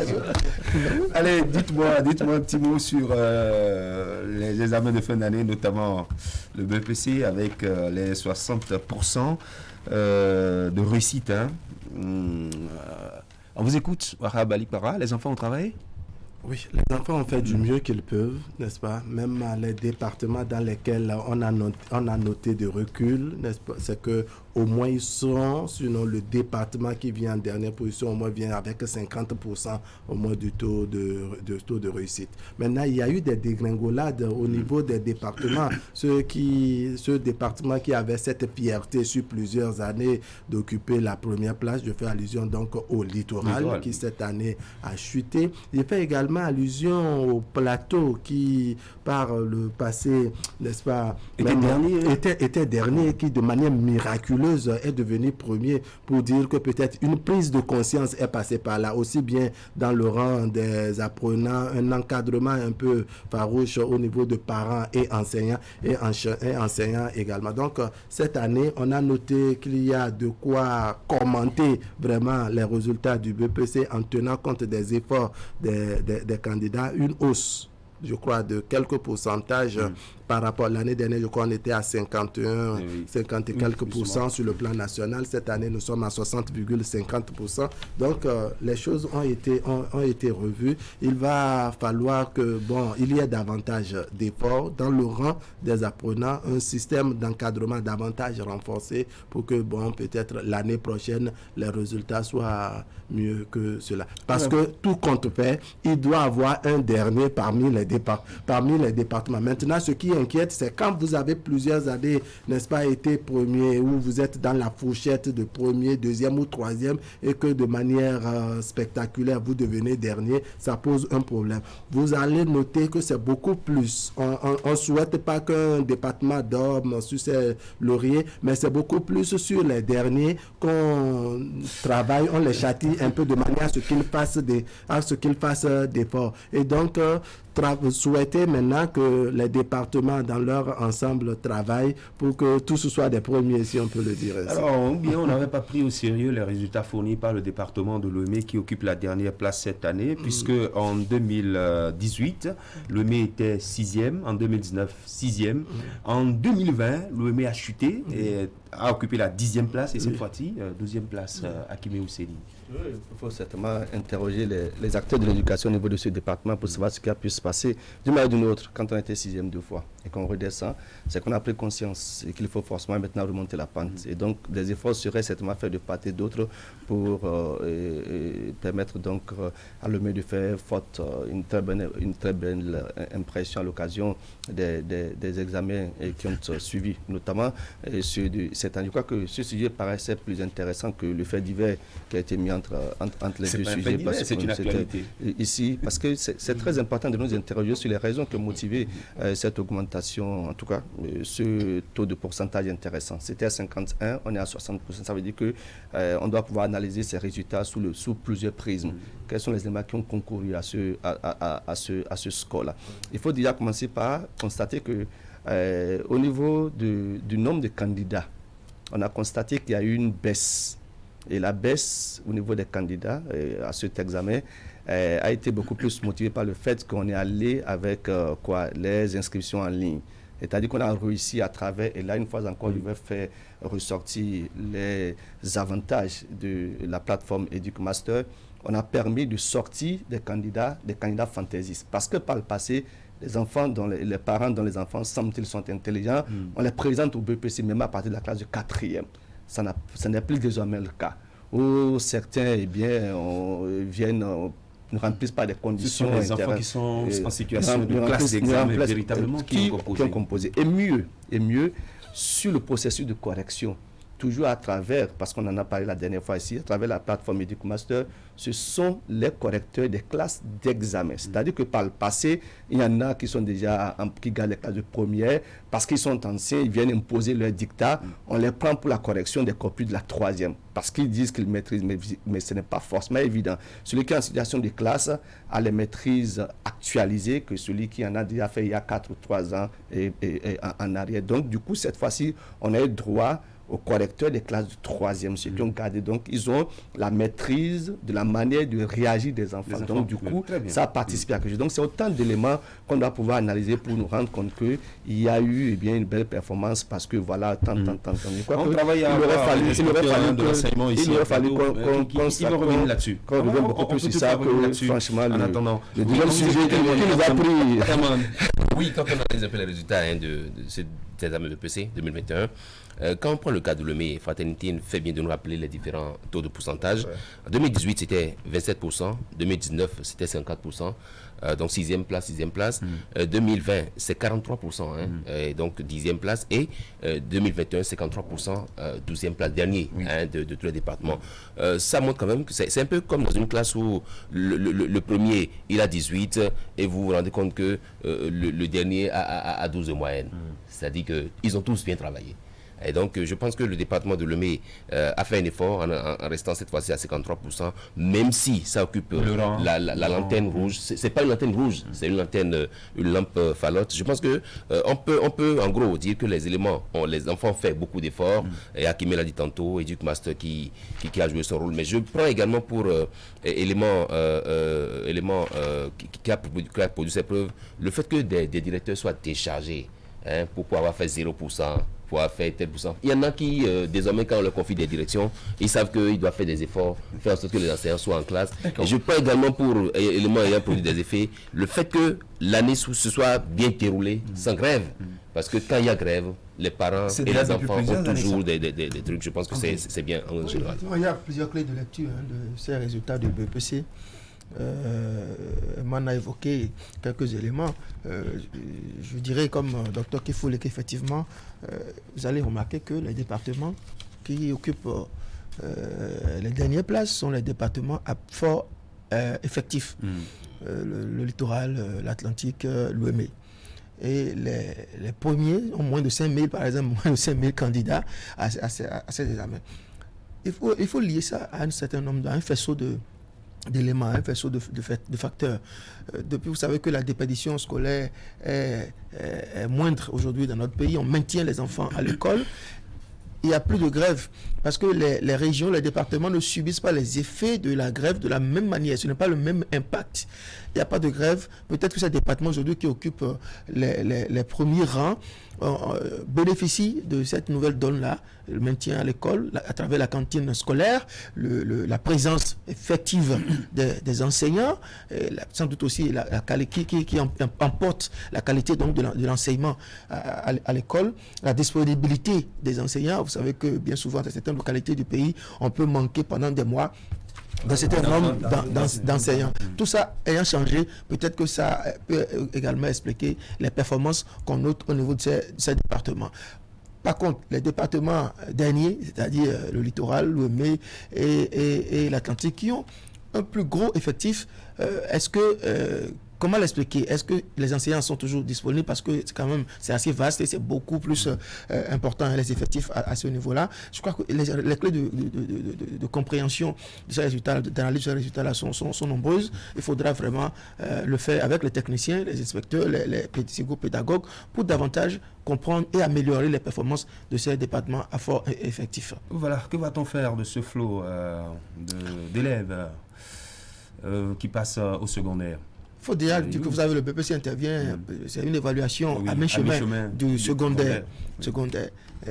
On va espérer que... Avec les lycées techniques qui vont s'ouvrir. Oui, je crois que c'est déjà une belle opportunité pour les candidats admis au BPC qui pourront déjà s'orienter vers les lycées techniques pour une formation professionnelle ou technique plutôt que de se fondre dans le tronc commun de l'enseignement général du bavardage. Et ça nous faut donc je crois que c'est déjà bien qu'il y ait cette aubaine à travers la prochaine rentrée. Quelle politique doit-on mettre en place? C'est-à-dire l'État même qu'il prenne en charge les meilleurs à cet examen et les orienter déjà. Est-ce que c'est forcément les meilleurs qu'il faut envoyer là-bas? Non, peut-être qu'il faut utiliser le même mécanisme de classement des écoliers après le CEP ou après le BEPC. D'ailleurs, on vous oriente vers les cycles longs ou cycles courts, voilà, les séries, etc. Je crois que ce n'est pas le même mécanisme qu'il faudra peut-être orienter les enfants. Bon, il y a des parents peut-être désireux d'inscrire leurs enfants immédiatement dans le processus de formation technique ou professionnelle. Peut-être que le choix leur serait laissé à ces parents. En tout cas, sur le site... Ce qui est intéressant, c'est qu'avec la création des lycées des lycées techniques et agricoles et consorts, c'est que le nombre de places, si je puis ainsi m'exprimer, va être revu à la hausse. Oui, ça va être revu parce qu'avant, c'est peut-être 40 ou 50 qu'on veut pour tel lycée parce qu'il n'y en avait pas suffisamment. Cette fois-ci, il y en a suffisamment. Donc, du coup, on peut aussi ouvrir de la possibilité à beaucoup de ces élèves qui prennent part. C'est les concours d'entrée qu'on fait pour se retrouver. Après, il y a aussi des inscriptions qu'on fait pour se retrouver au niveau de ces lycées. Je crois que le nombre va être beaucoup plus revu à la hausse. Maintenant, comme on l'a souhaité sur ce plateau, au même moment que c'est créé, et ça, l'État en apporte certainement les garanties, c'est qu'il faut doter ces lycées et collèges-là d'instruments, parce qu'on ne peut pas avoir fait 3 ans, 4 ans, je dirais quoi, de génie civil, et qu'on n'ait pas la possibilité d'utiliser, de manipuler la truelle.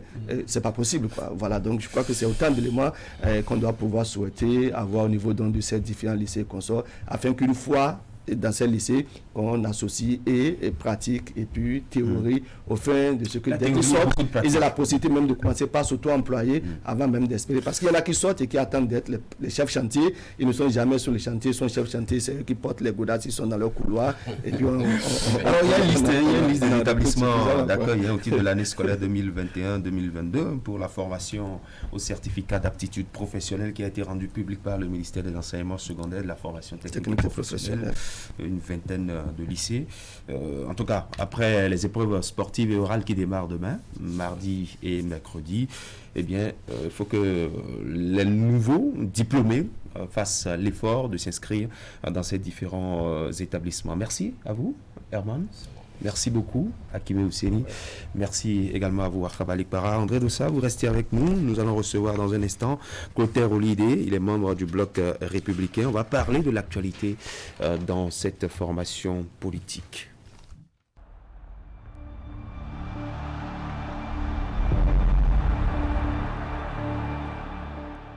Vivez en direct et en exclusivité sur votre chaîne de télévision Canal 3 Bénin la retransmission de tous les matchs de l'UEFA Euro 2020 du 11 juin au 11 juillet.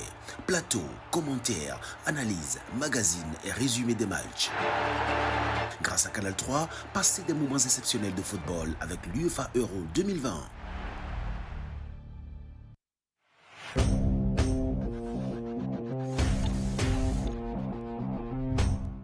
Chers clients, partenaires et abonnés du groupe de presse Fraternité, pour toute commande et information relative à nos produits et prestations à Fraternité FM, Fraternité, Canal 3 Télévision, appelez les numéros suivants aux heures et aux jours ouvrés. 95 74 29 23, 95 74 29 25, 97 77 33 02, 96 61 13 30, 69 17 99 99, 69 23 55 55, 61 62 12 02, WhatsApp. Email canal3benin@yahoo.com, info@canal3télévision.com, fraternitéfm@yahoo.com, fraternews@yahoo.com.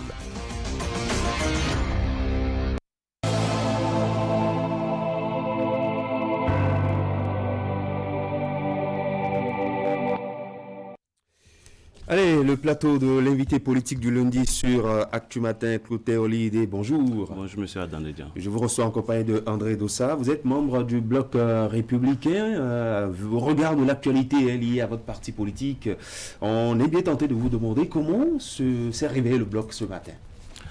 Merci beaucoup. Bonjour à tous les téléspectateurs de Canal 3. Je voudrais vous répondre que le bloc républicain se porte bien. Le bloc se porte bien et mène ses activités telles que son agenda l'a prévu. Nous faisons des ateliers, nous faisons des sorties sur le terrain, nous continuons d'enregistrer les militants. En tout cas, tout ce qu'un parti fait, nous sommes en train de le faire. Vous défrayez surtout aussi la chronique. Le bloc républicain tient le haut du pavé des sujets d'actualité en ce moment et ce n'est pas forcément de bonnes nouvelles. Non, cela dépend de l'appréciation de chacun. Nous, comme je l'ai dit, le bloc républicain mène ses activités conformément à son agenda. Je vous rappelle que le 5 juin dernier, nous étions en atelier à Dassa, au niveau du bloc républicain, pour d'une part faire le point de notre participation à la dernière élection présidentielle, où nous nous sommes réjouis de ce que notre duo de candidats l'a emporté haut la main grâce à notre implication. Et pour également relancer le processus de mise en place des structures de base du parti, parce que jusque-là, le parti ne fonctionne qu'avec des instances provisoires, transitoires, et c'est le prochain congrès qui devra mettre en place des structures définitives. Et pour cela, il faut que déjà depuis la base, les structures qui doivent participer à ce congrès soient mises en place. Donc ce processus a été lancé en janvier, puis suspendu le 5 mars en raison de la proximité de la présidentielle pour permettre au parti de se concentrer sur cette activité. Donc, au lendemain de la présidentielle, nous sommes revus à Dassa pour faire le point de l'évolution dans chaque commune et décider de la relance du processus. Ce qui est fait depuis vendredi dernier, le processus est relancé et doit se poursuivre jusqu'au 26 octobre prochain. Donc voilà au niveau national. À la base également, les structures communales et les structures départementales font également leurs activités. Le département du Koufo, par exemple, il y a quelques jours, a fait la restitution de l'atelier de Dassa. Beaucoup d'autres activités se font. Donc, globalement, le bloc se porte très bien. Le caractère provisoire des organes du parti explique-t-il la débandade qu'on observe en ce moment? Il y a quand même beaucoup de départs. Voilà. Je voudrais vous rappeler que le bloc républicain est un des partis qui ont été formés au lendemain de la mise en place des tests régissant, consacrant la réforme du système partisan. Et vous savez que cette réforme n'est intervenue que depuis à peine 3 ans. C'est-à-dire que les principaux tests qui consacrent cette réforme datent de 2018-2019. Et donc les partis qui en sont issus sont très jeunes. Le bloc républicain a été porté sur les fonds baptismaux le 8 décembre 2018, donc à peine 2 ans et demi. Et vous devez comprendre que ce processus de mise en place de la réforme n'est pas encore abouti. Et vous savez aussi que cette réforme vise à mettre en place, à créer désormais, à forger des militants de type nouveau dans les partis politiques. Ce qui n'est pas encore acquis. Donc, c'est le temps qui nous permettra de nous assurer que tout le monde a intégré la nouvelle donne.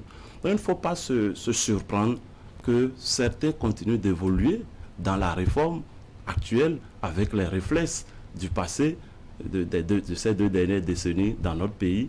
Et donc, c'est petit à petit, et chacun à son rythme, va finalement se stabiliser. Nous sommes certains que nous allons y arriver. Donc, de ce point de vue, oui, le BR n'échappe pas à cette dynamique. Le BR qui subit cette situation, il y a beaucoup d'autres partis qui sont jeunes, tout aussi jeunes que vous, mais chez qui on ne note pas cette instabilité. Oui, évidemment, parce que si vous le dites ainsi, c'est parce que justement, lorsque vous voyez les démissions qui sont annoncées au BR, c'est des démissions qui sont accompagnées de beaucoup de tapage, qui sont accompagnées de beaucoup de communication. Et je vous donne l'exemple de ce que vous avez entendu la dernière fois. 400 militants du BR sont partis. C'est pour en édulcorer l'impact. Non, pas du tout. Pas du tout. Je ne dis pas que le départ de ces personnes n'est pas regrettable. Mais je dis que vous constatez que ces départs sont accompagnés d'un bruyant tapage médiatique. Donc, et l'autre chose, vous constaterez aussi que la plupart des personnes qui démissionnent sont proches d'un ancien responsable du BR qui a été sanctionné par le parti pour des fautes et qui finalement a démissionné. Je vous passe. Justement, vous voyez, c'est normal. Et au niveau de la presse, vous dites souvent quelque chose. Un train qui arrive à l'heure n'intéresse personne. C'est lorsque le train arrive en retard à la gare qu'il y a événement. Donc, on veut créer l'événement. Mais nous n'allons quand même pas, un parti de l'envergure du BR ne va pas rentrer dans ces petits jeux-là. Nous, on se préoccupe de l'essentiel. Je vous ai dit tantôt, on a annoncé plus de 400 membres fondateurs du parti qui ont démissionné. Mais nous avons vérifié dans notre base de données, dans tous ces 400, il n'y a que 58 qui sont membres fondateurs réellement dans la base de données. Donc, les chiffres qui sont avancés ne sont pas forcément vrais. Et lorsque vous mettez parlant de statistiques, 58 militants, je dis même, je vous répète que l'idée n'est pas, nous ne sommes pas en train de minimiser ces militants-là. Mais dites-moi, lorsque vous êtes militant d'un parti et que pour des raisons ou d'autres, vous décidez de vous en aller, de démissionner, vous voulez que le parti se mette à pleurer sur le lait renversé? Non, mais on avance. Et je vous dis, à côté de ces chiffres de 58, mettez un peu d'autres chiffres, les chiffres de ceux qui entrent. Je vous ai dit que de janvier à mars, nous avons lancé le processus de mise en place des structures. Et dans ce processus, il y a le recrutement de nouveaux adhérents. Donc, entre fin janvier et le 5 mars, où le processus a été suspendu, le parti a enregistré pas moins de 500 000 nouveaux adhérents. Je dis 500 000 nouveaux adhérents. Je vous fais grâce de ceux qui étaient dans la base de données avant.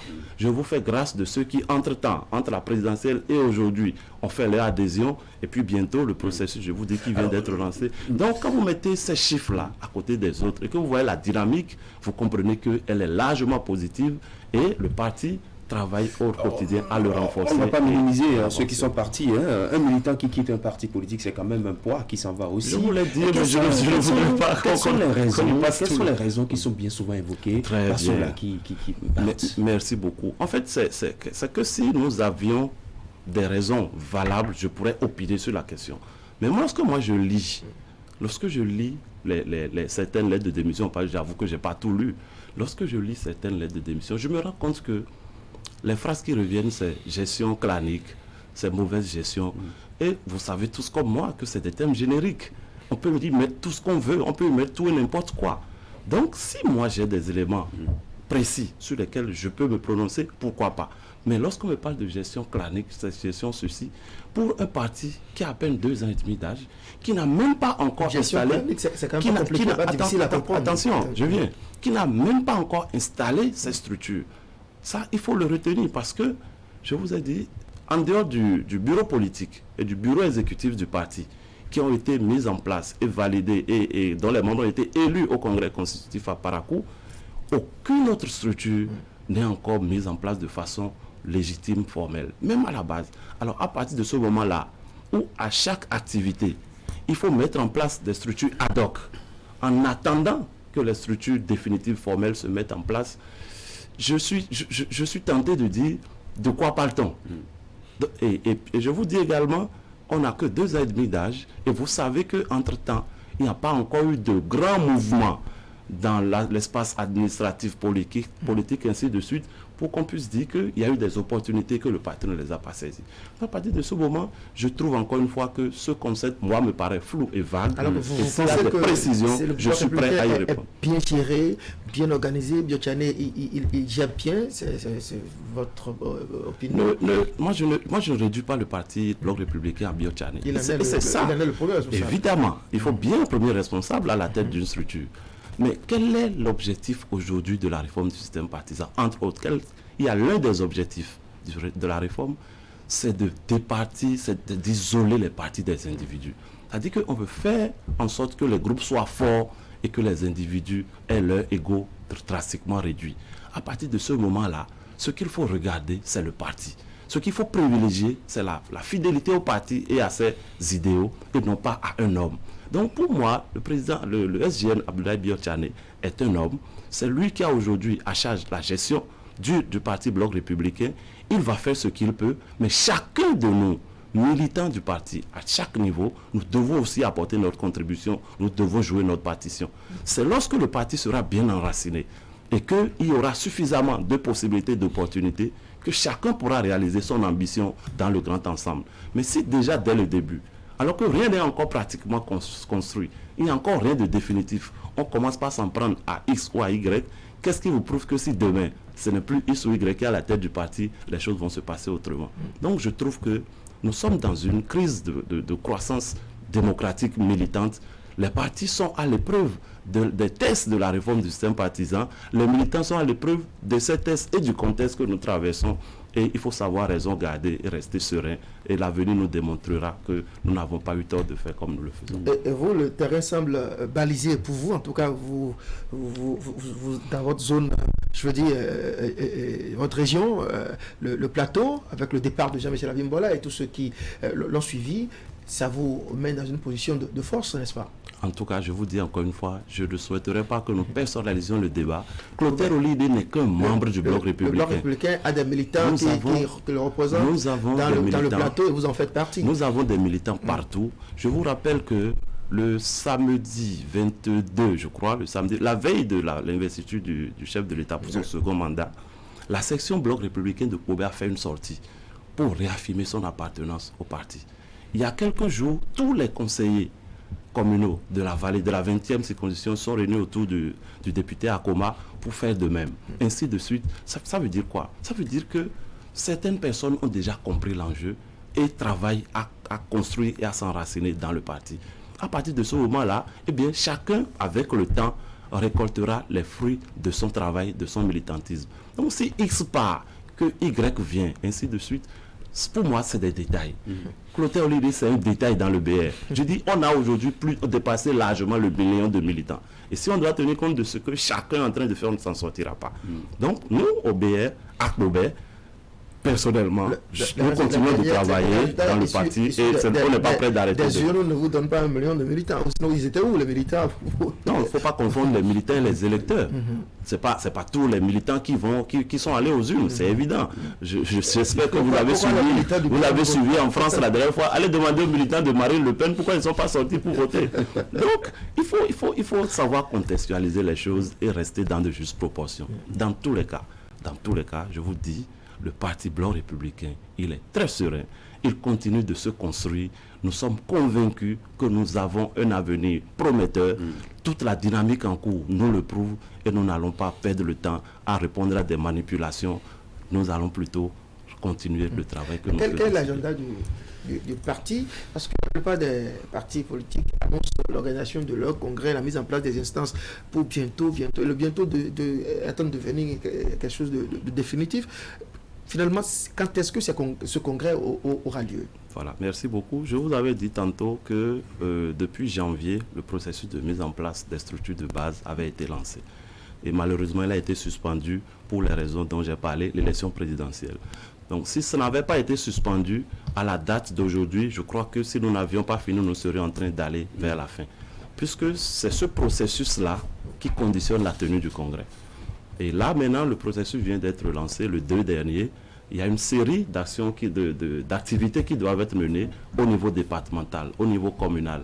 Ensuite, les arrondissements, les villages et tout. Et tout ça est censé nous conduire jusqu'au 26 octobre prochain. Alors, si au 26 octobre, toutes les structures de base sont installées jusqu'au niveau département, il n'y aura plus aucun obstacle à ce que le congrès soit convoqué. Donc, si tout va bien, selon les dernières informations, c'est qu'avant la fin de cette année 2021, en tout cas, le bloc républicain ira à son premier congrès ordinaire où il va mettre en place... Vous avez choisi la date anniversaire de décembre? Sait-on jamais, sait-on jamais. Je ne peux pas encore le dire. Lorsque l'adhésion sera prise, vous serez certainement informé. D'accord. Merci, André, c'est bon? D'accord, merci beaucoup. C'est moi qui vous remercie. Merci beaucoup, merci d'être passé en plateau pour nous apporter quelques informations sur l'actualité au sein du bloc républicain. Très bonne journée du lundi. Mesdames et messieurs, les sports avec Akime Ouseni. Juste après, nous aurons notre revue de presse.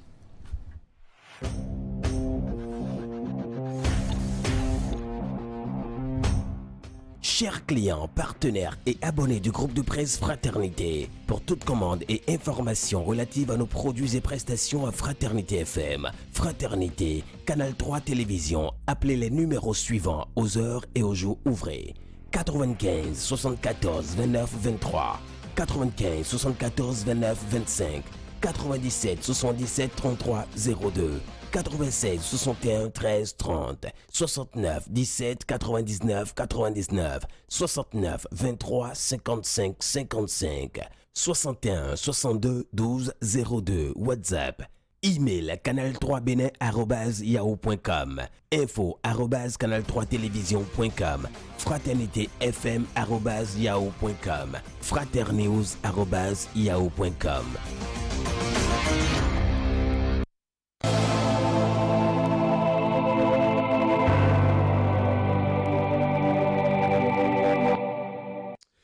Allez, les sports ce matin, on va commencer avec vous par le basketball.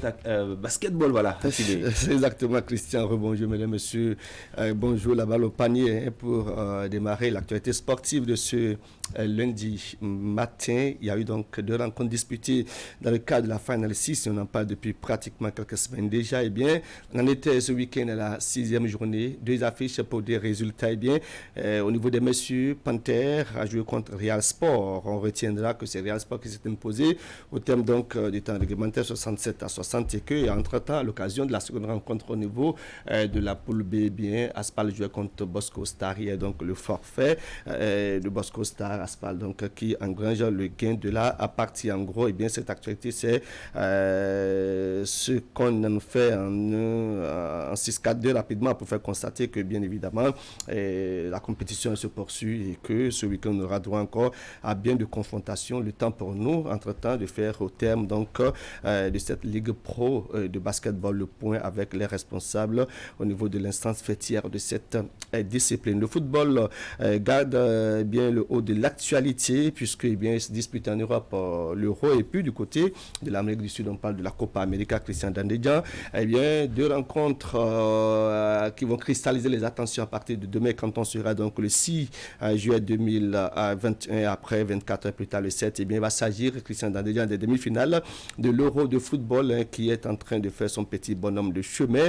Et pour en arriver donc à l'état des demi-finales, il y a eu d'abord les quarts de finale. On va rapidement faire un clin d'œil sur les rencontres qui ont été disputées et qui ont permis donc aux 4 formations actuellement demi-finalistes de composter le biais qualificatif. L'Italie a donc validé son biais qualificatif en prenant le dessus sur la Belgique. Ça, la rencontre, on l'a suivi, Christian Dandédian, puisqu'elle a été proposée en direct et puis en intégralité aux amis téléspectateurs. L'Italie a pris le dessus donc sur la Belgique et se qualifie du coup donc pour les demi-finales. L'Italie poursuit avec sa série d'invincibilité. Désormais, la formation en est donc à 32. L'Espagne a joué la 6. Les 2 formations se sont séparées sur un score de parité de 1 but partout. Il a fallu donc la fatidique épreuve des tirs au but pour départager les 2 pays. C'est bien l'Espagne qui a pris le dessus sur la 6 en réussissant 3 tirs au but contre un seul pour la formation suisse. Et puis enfin, les 2 autres rencontres des quarts de finale auxquelles on va s'intéresser. C'est bien le Danemark qui, pour la première fois depuis l'épopée triomphale de 92, ça on se le rappelle, et bien le Danemark, Christian Dandédian, accède au quart de l'Euro en dominant donc à l'étape des quarts de finale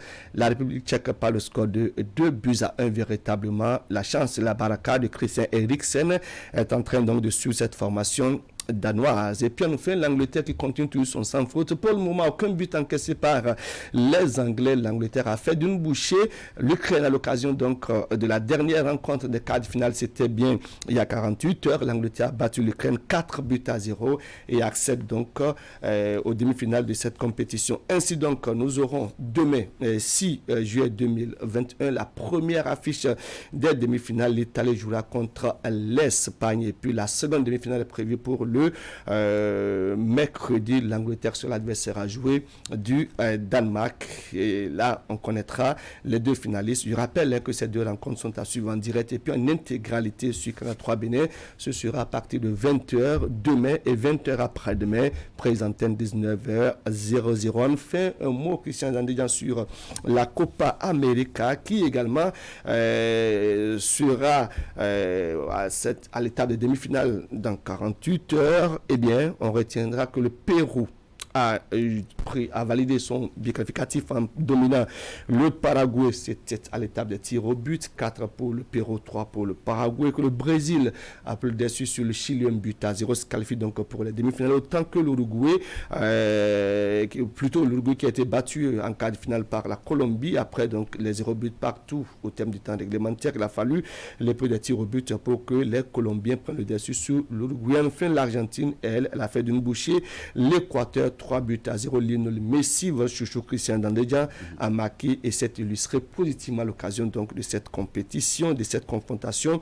Il fait, je dirais, très belle prestation durant cette Copa América. Pour les affiches des demi-finales, on retiendra que nous aurons donc Brésil contre le Pérou et puis enfin l'Argentine affrontera la Colombie. Peut-être qu'on aura une finale entre le Brésil et puis l'Argentine. Sait-on jamais. En attendant, voilà un peu les affiches des demi-finales de la Copa América. Et c'était le sport avec vous. Exactement. Merci beaucoup. Très bon lundi, mesdames et messieurs.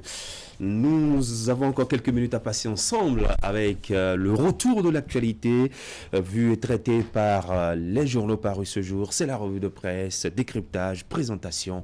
Assion Okanyassion.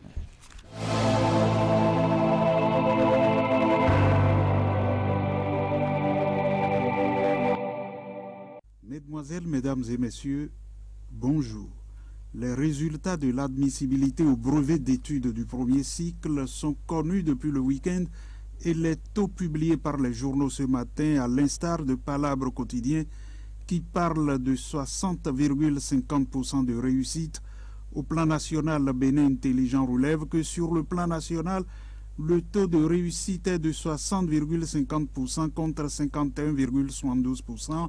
L'année dernière, ce taux a connu une augmentation de plus de 8% de réussite. Ainsi, ajoute le journal, le département du Plateau, dernier en 2020, vient en tête cette année avec un taux de réussite de 68,73%.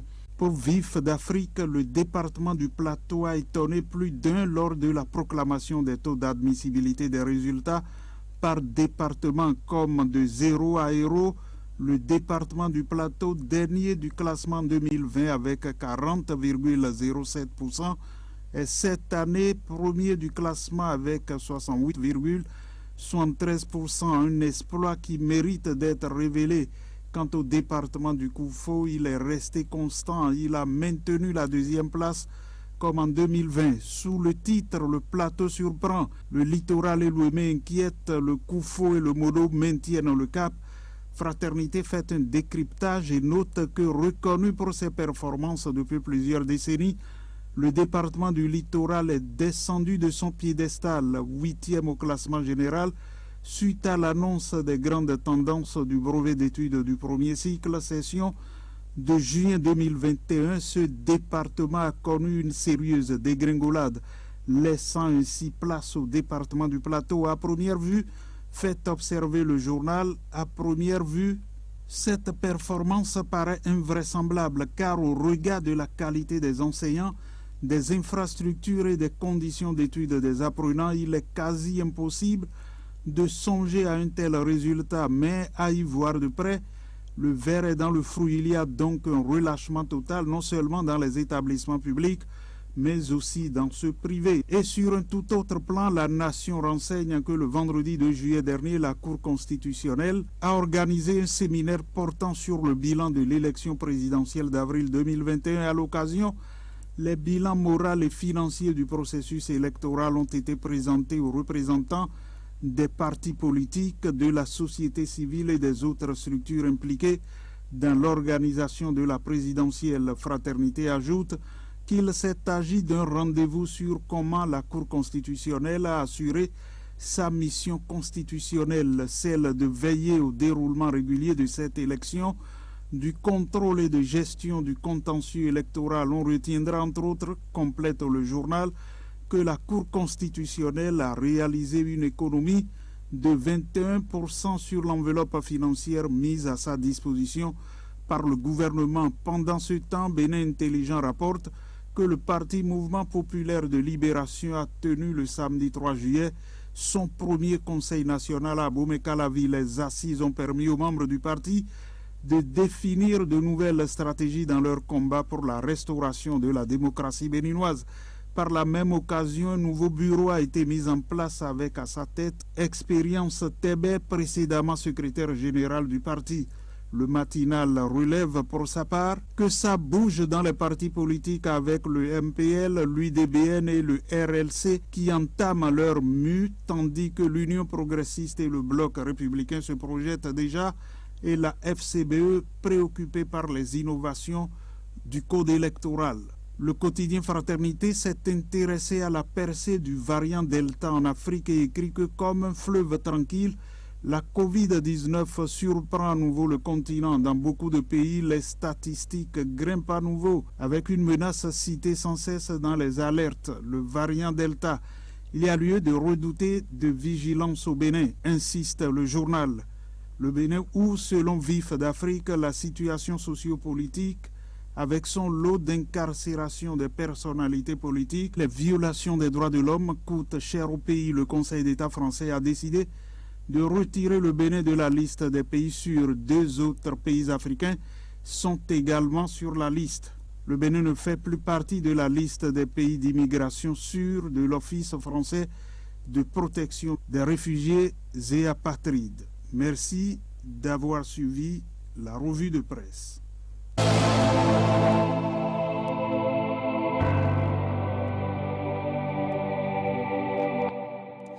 Dans quelques petites minutes, moins de 3 minutes, il sonnera 9h. Et c'est ici que se referme votre matinale Actu Matin. Merci à tous de votre attention. Très bonne journée du lundi. Excellente semaine de travail. Et bonne suite de compo pour nos amis, les candidats à l'examen du BEPC qui entame la seconde phase, notamment la phase des épreuves sportives. Et oral à partir de demain et mercredi prochain. Du courage à tout ce beau monde. Au revoir. Bonne journée. Gardez le sourire.